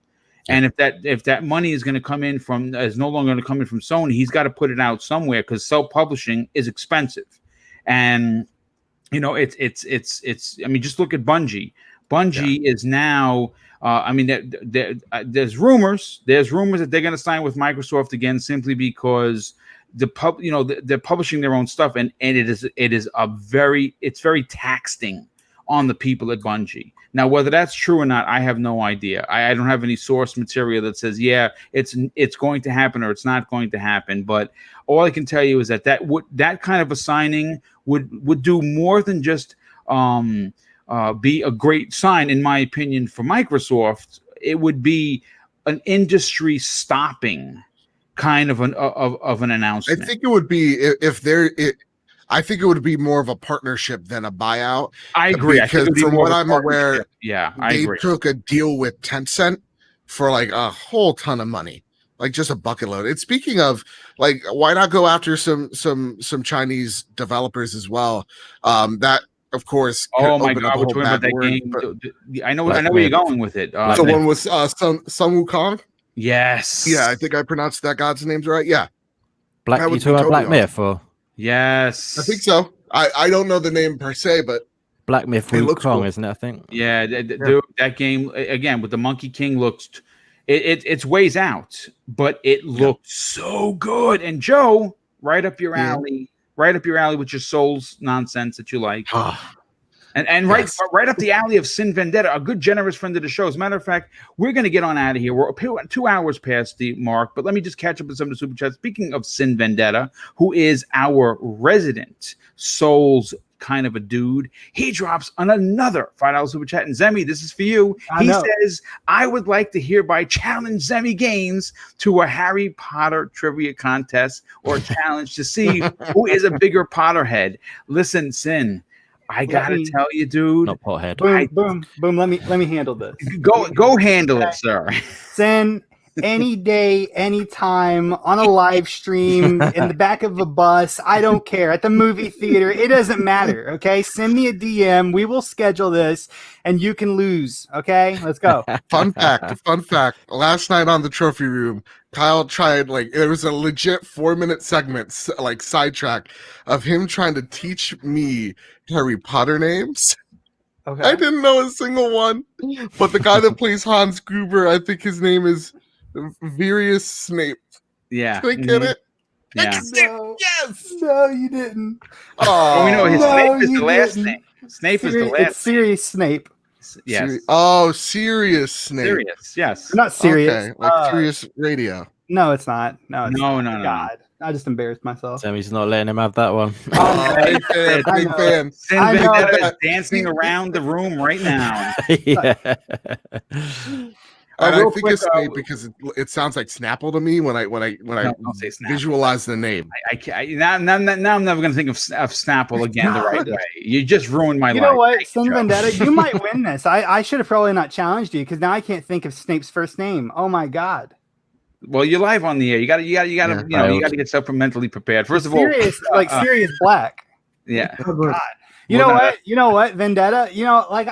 Sometimes we jump the gun. I don't. You know what? Let's wait a few years until we do that trivia. Do some research. I might have talked a little bit too much. No, but seriously, send me a DM. I would totally be interested in hopping in there and like maybe running through like one of the just like the quizzes that's on like the wizardingworld.com or whatever. Listen, you are a big Harry Potter fan. I know you cannot wait for the game. Real quick, Flap drops an outstanding $2 super chat and says, would love to see Bloober and Frogswares come to Microsoft. I think Bloober's almost a done deal based on the medium. And I think Osobo is pretty much a done deal. They just haven't announced it yet. But I have been wrong, just like I was with the WB acquisition. JD Gamer, once again, thank you so much for your generosity. He drops another $5 super chat and says, Studio MDHR, Moon Studios, and or Play Dead to go big and buy THQ Nordic and their collection of studios,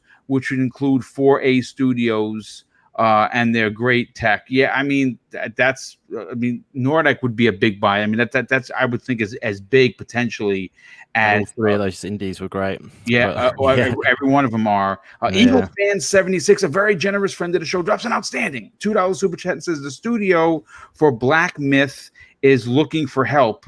Well, Microsoft. I mean, again, we know Phil Spencer has been traveling to Japan. We know they're going to be at Tokyo Game Show. We know that they're opening up with a 50-minute presentation, but what we do know also is that it's not going to be next gen, which is a little disappointing, but it's fine. They're looking to celebrate, and I applaud this. Celebrate the Japanese publishers and developers, and I think that is great for them to do. But listen, folks, this has been an outstanding 2 hours of Xbox Talk. I hope everyone enjoyed their time here. Of course, I want to thank the outstanding and incredible super chats that continue to come in.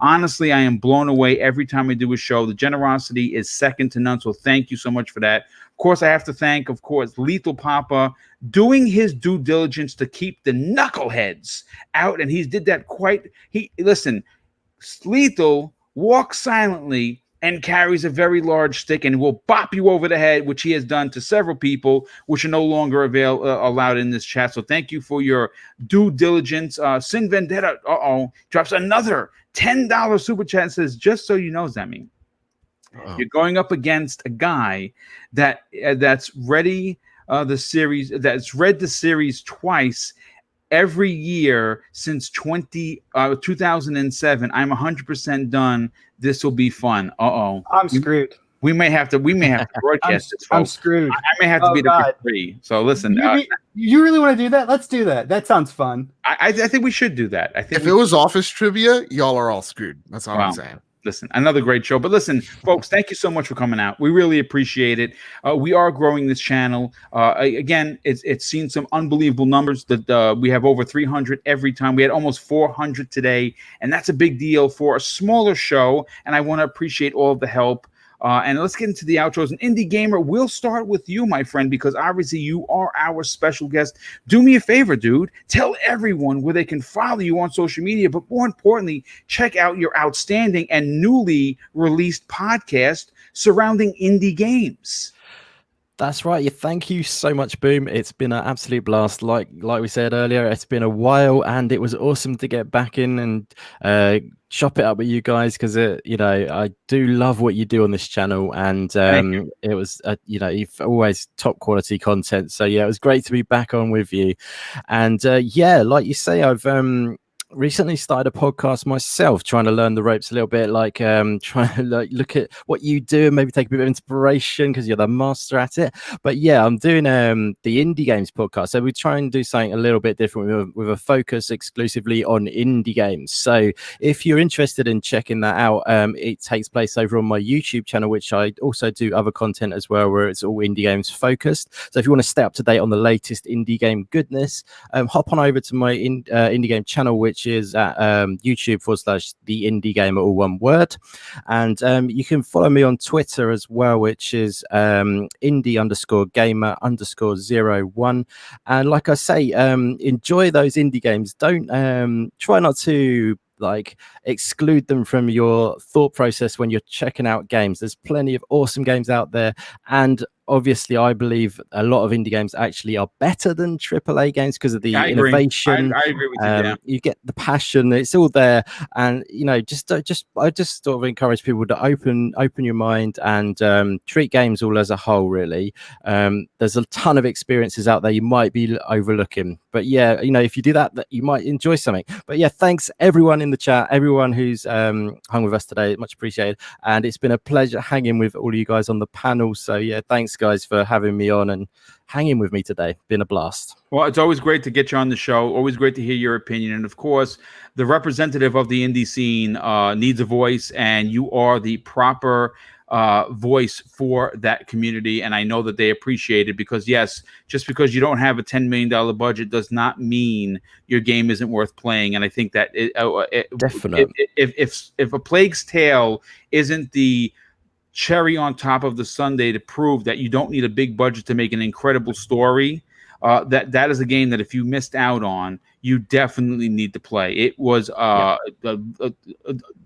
media darling of last year, and it is certainly worth your time. Again, if you are a Sony player who is looking for that third person over the shoulder, story driven, adult themed game, it's right up your alley. It is fan-freaking-tastic. So, Indy, thank you so much for that. Thank you, buddy.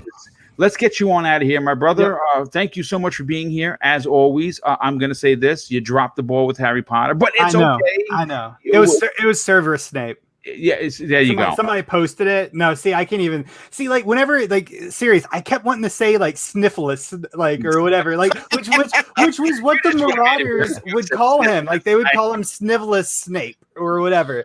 And I kept wanting to say that, and I was like, no, I can't say that because then that's going to make me look like a real bozo. And then I just could not get Cerberus. Well, listen, to Zemi's defense, he goes to bed almost every evening reading Harry Potter. I do. So just so you know, he is a diehard fan. Do me a favor, brother. Where can people reach out to you through DM, follow you on social media, but more importantly, check out not one, but two of your outstanding YouTube channels?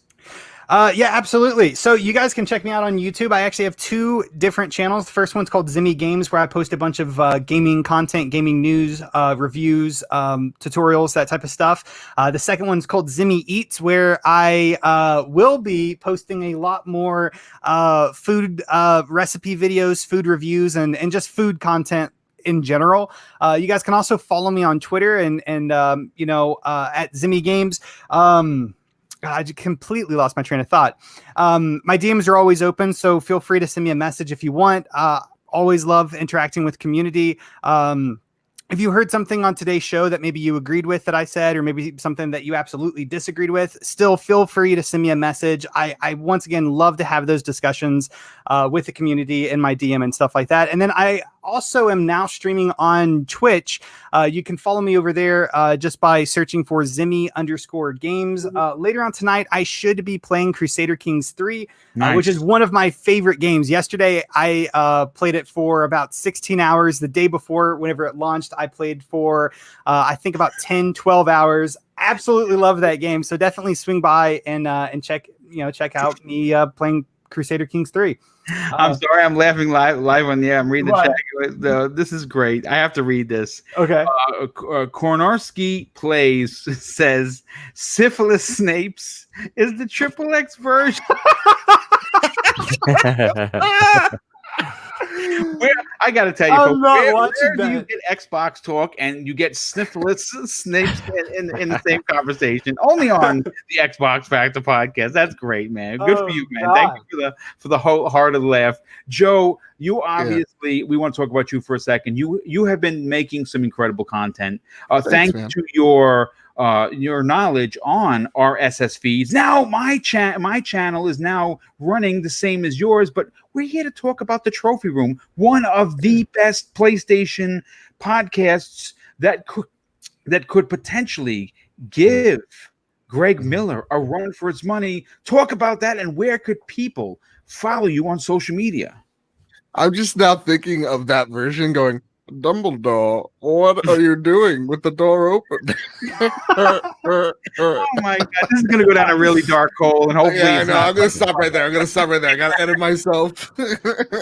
My goodness. Oh my goodness. All right. Anyway, so you can find me over at Bad Bit Games, where we talk about all things games. A little update for Bad Bit Games come tomorrow on Twitter. Actually, it's just a 2-minute quick update about the future of the channel.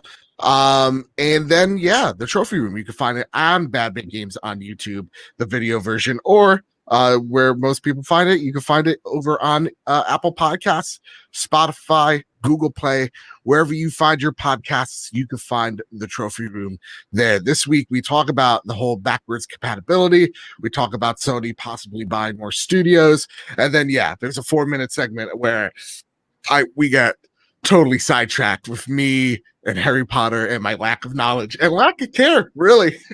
It's borderline disrespectful to my co-host, but he tries his best, and I think that's all we could really hope for. So you can check the Trophy Room out, all those things, rate us 5 stars. There's a whole giveaway that we're doing as well, tied into it. Once we hit 100 reviews, 5-star reviews on iTunes, we're going to give away a free next gen game. So there you go. That's it. Well, that's all I got here. And last, no way least, VJ, you really brought the thunder today. Your knowledge and stout timing is impeccable. Do me a favor, brother. Where could people follow you on social media?